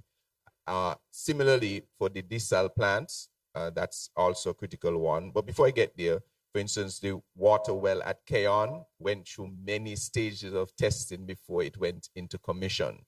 And it passed all of the World Health Organization standards for potable water. It exceeded them. It was actually very excellent quality water that we found in Keon. When it comes to the desal plant, same thing as well. The Water Services Department will give desal plant what the limits are that it expects, of course, matching the World Health Organization, and that is tested, I think, on a daily basis to ensure that the water quality meets the standard. I can almost guarantee you that if it is one source that is going to have the highest quality water, is going to be the desal plant. Just because of how the system works, it strips the water of everything. And in fact, we are going to have to put back in stuff because it strips so much out of the water. So we're going to have to reharden the water. We have to put back minerals. Otherwise, as you know, growing up, we've always heard water has no taste. And when you're in school and they told you water has no taste, you say, I can taste the water. We're actually tasting the minerals from the earth. That's what we're tasting. We're not tasting the H2O because it really has no taste. So the water quality is going to be tested on a regular basis. But Mr. Williams can add a bit more on that. And then I'll ask Mr. Kati to come in on the cybersecurity issues. Good morning again. Not much to add. Just to indicate specifically the Department of Environmental Health within the Ministry of Health has a specific responsibility that is mandated by law to carry out a water surveillance program. That is, they go around the island and they take samples of water from different points. I think it's approximately about 20 points that they take water from. This is done every month. And that water is tested at the multipurpose lab, and the results is shared with the Ministry of Health, Department of Environmental Health. It is shared with the Water Department. And so we are on a regular monthly basis monitoring the water quality. It's not a perfect system. And so sometimes we know, for instance, after heavy rains, we do experience increased turbidity in the water or siltation. We try our best to manage that And so what we do periodically in some areas of the system, we will flush the system. And so sometimes you might pass and you might see them water flowing from a hydrant, and it might seem like we're wasting water, but it is necessary periodically to flush the system. So I and my colleagues, we have full confidence in the quality of and the safety of the water that we distribute to the public.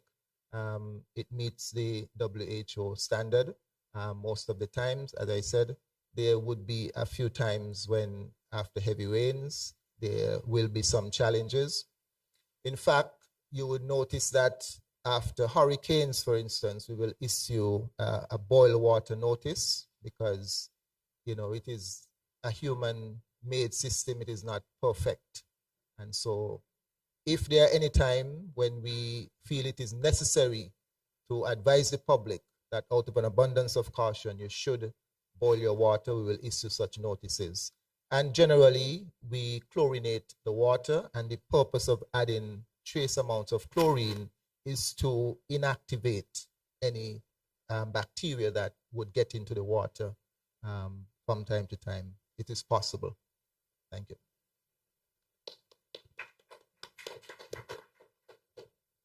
Thanks very much for the question. I do think that the concerns about cybersecurity are well placed. When the government starts talking about digital transformation and upscaling the work that we're doing in making technology available throughout the government, definitely there need to be considerations with respect to cybersecurity. Anytime we talk about securing our digital assets, the answer for that is cybersecurity, whatever form it takes. So it may sound like a simple term, but it's actually cybersecurity. This starts with, first of all, a strategy of minimizing risk, and part of that is isolation. The minister, when he spoke, as well as Erta, when she spoke, talked about government departments having their various digital assets separately, not only physically, but conceptually. So it minimizes the chance that if there were to be some cybersecurity attack, then that is minimized. It is localized, so that's critically important. Very importantly as well, we recognize that as we upscale the rollout of digital technologies, we need to make sure that cybersecurity is built in upfront. You don't come later on and say, hey, by the way, there are these cybersecurity threats that we're going to face, so let's backfill that. We have to make sure that is done upfront. So one of the things that we have done recently is that we would have put out a consultancy, request for consultancy in cybersecurity, because it's a highly specialized area. And as you know, there are hackers out there who can do magic with whatever access they can get. So it's really about getting professional assistance in this regard. So we put that RFP, request for proposal, in respect of that, out there. And secondly, as part of our whole of government digital transformation strategy, there is to be within the Department of Technology a cybersecurity unit. That is a unit that will be dedicated to dealing with issues of cybersecurity, not just responding to, but being proactive. And part of that is using technologies that use AI. So you can look at patterns of behavior to predict or to determine whether some of the traffic that you're seeing, some of the interaction that you're seeing with your assets are actually geared towards or have a pattern of that represent dangerous behavior. So lots of things are being done. And as an important aspect of digital transformation is the people aspect. So it's about training. We recognize that we're going to need experts in all of these areas, experts in cybersecurity, experts in cloud. And so the training aspect is an important part of it as well, so that we can sustain the securing of our digital assets. Thank you, Mr. Williams, Mr. Carty, for your responses. We have some questions that have also been submitted. One of them is directly to the cable, I would want to believe. With the fiber rollout expanding, will there be subsidies or packages to make high-speed internet more accessible to low-income households?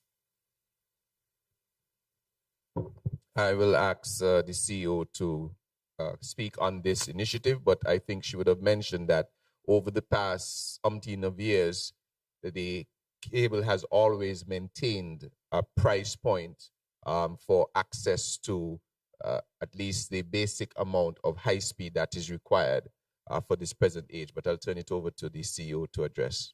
That's an excellent question. Thank you. It's something that we're actually exploring.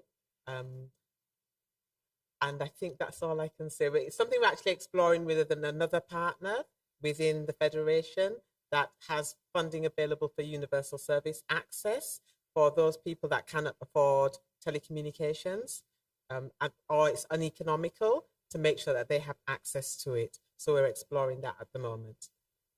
Yeah. Thank you very much. Thank you. Appreciate that.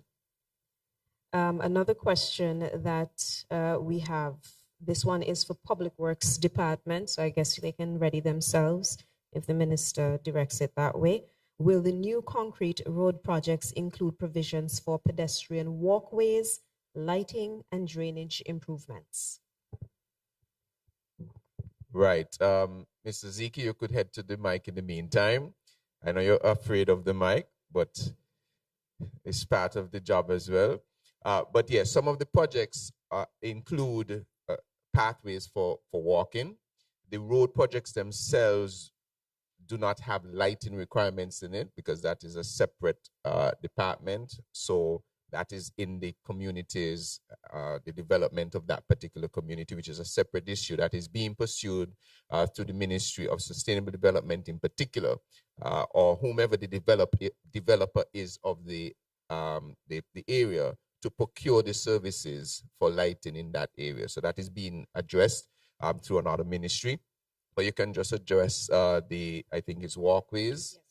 Yes. Currently, with the ongoing road projects, concrete road projects, the walkways at hand is not concrete, but more of grassed walkways. But in the future, though, we are looking to do concrete walkways for any upcoming road projects. Concerning the drainage, yes, we are doing everything possible to get the drainage right, because as you can see, lately we have been receiving a lot of water and the runoff is very much, so we're trying to adhere to all the drainage issues. But one good thing about the recent rains, though, is that it was able to highlight where the drainage is already sufficient and insufficient. And in some of the areas that would normally have major erosion, it showed that the way in which the road was designed actually minimized the impact of that huge runoff. So that was a positive thing coming out of that. In terms of the St. Peter's Main Road, though, part of that package was sidewalks and roadways. So the entirety of that project, where possible, included actual concrete roadways. For development of the concrete roads which he spoke to, the easements are created for the grass walkways, so that in future, as he said, there can be concrete as well. And if anyone else has questions to ask, of course, you're welcome to come forward and do so. But in the meantime, we have a question here with respect to the EV policy and how it aligns with the broader sustainable island state agenda. There was a submitted question which sort of partners with this, because they're asking as well how the new electric vehicle policy is going to ensure that the infrastructure is in place. I think Dr. Brown mentioned some of this in respect of charging and making sure that it's affordable and charging is available. Right. So again, St. Kitts and Nevis is blessed. We must always remember that, because we are an ideal place for EV adoption. The reality is we do not need extensive EV charging facilities. Why? Our main road is 32 miles long. In Nevis, it's probably half of that. As many of you know, I have an electric vehicle. When I charge it, I can get over 200, 220 miles on a single charge. So therefore, I would have to go around the island 7 times before I have to charge again. And I have at home a charger that is on the wall that can be installed as any other appliance, and you just plug in. So if I'm going home every night like I should, and I am going home every night as I should, right? I can just plug in. So there is actually no issue in St. Kitts and Nevis with respect to charging. We can actually adopt all EVs all vehicles to EV without a single charging station in St. Kitts because of the small size of our roads. Now, that doesn't apply in the cases where you have public service transportation, for instance, where you have a bus that is driving all day, every day. You will need fast charging situations for that scenario. You'll also need infrastructure for like the school buses and so on, etc. That will be EV. But all of that is in the EV policy. But again, we have this advantage and we need to use it. So what we need to do is to just concretize how we are going to be able to incentivize this. Additionally, in terms of the cost of operating, right now, it would cost me less than $50 to charge my vehicle with even our high current electricity rates. Less than $50 to charge my vehicle. If I had to fill that up in gas, that would be at least $150 or thereabout. So there is extensive savings even at our elevated tariff price because we import those prices through the fuel variation costs. So it's really a win-win in the end. We're going to do our part to save the environment, etc. But it's a real use case scenario for us where this is really applicable for us here in St. Kitts without having to do major redevelopment. Thank you, Minister. And I've just gotten the indication that it is time for us to conclude that segment. So I just want to give one last opportunity to anybody who might have anything to ask. If you don't, I am going to invite the Minister to give his summation. All right, so I don't see any other comments. Firstly, let me thank everyone listening and everyone here present, the media, Miss Ebony Brandon, for what I see as an excellent progress update where we could have provided important information to the public on the work that we're doing to deliver a transformative agenda for the people of St. Kitts and Nevis, whether it is in our energy unit, whether it is in our public works department, whether it is for water, whether it is for ICT or post, the ministry is engaged in unprecedented levels of activity that is driving transformation here in the Federation. And so I want to thank from the bottom of my heart all the work that each of these departments is doing to push forward this agenda. Oftentimes, you are the ones that are doing the heavy lifting, and you don't get a chance to be on the forefront so that people can see you. And I think this was an excellent opportunity to engage with a number of the heads, a number of the players in this space, so you know that there are bodies, there are minds behind a lot of what we're doing. I want to thank my colleagues in the cabinet for their support in a number of the initiatives that we have brought forward. Because it is significant, it's a significant investment. It requires a lot of resources, in particular financial resources. And every time I have come and we have compiled our information, the cabinet, through the leadership of the Prime Minister and all of the team, has afforded us the opportunity to push this agenda forward. And so I really, really want to thank them and thank them for their support by coming here today as well. And everyone else who couldn't make it sent their apologies and said why they were unable to be here in support. But it shows that we are connected and unified in our approach. I want to thank my dear wife as well for the extraordinary support that she gives me to be in this position as a minister with such a heavy portfolio. I cannot overstate how crucial she is to my existence. And she is here looking all lovely. And so I want to thank her for that extraordinary support. and everyone else who has lent a hand in this, from the permanent secretaries to the workers who go up into the mountains to check the sources, even down to my diligent and ever-present driver, Mr. Kevin Morton, who ensures that I reach everywhere that I have to reach. And the team that put this together in the ministry, I want you all here to put your hands together for the team that organized this very interactive and a different way of providing the update instead of just by a podium and just asking questions. I think it was a nice way, and we're going to continue to be as transparent and open as possible so that you know the extraordinary progress and the extraordinary work that we're doing on behalf of the people of St. Kitts and Nevis. It is really my pleasure to serve, and we will continue to do so with every last fiber of our bodies. Thank you very much, and I look forward to future engagements on updating you on the work that we do. Thank you. Honorable Congress Maynard, Minister of Public Infrastructure, Energy and Utilities, Domestic Transport, Information, Communication, Technology, and Posts. I'd also like to thank as well Mrs. Lanicia Collins Williams, Lanicia Collins Williams, our sign language translator, who ensure that those persons who are at home viewing, unable to hear what we were saying, certainly could follow along and appreciate everything that is happening that benefits them as well.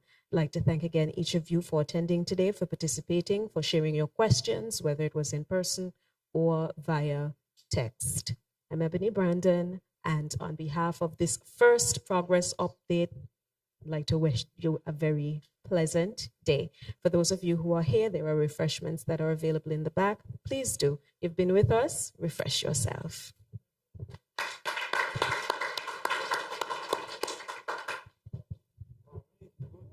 Thank you so very much.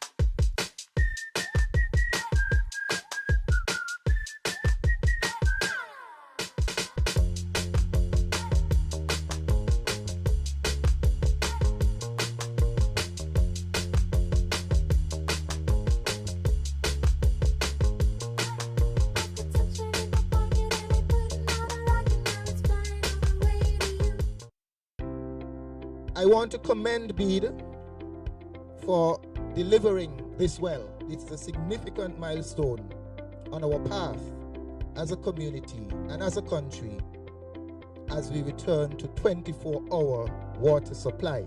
Today, I present to you a trophy of delivering consistent supply of water to the people of KR.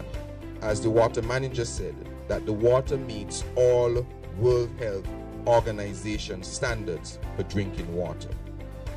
The well is now ready for official over to the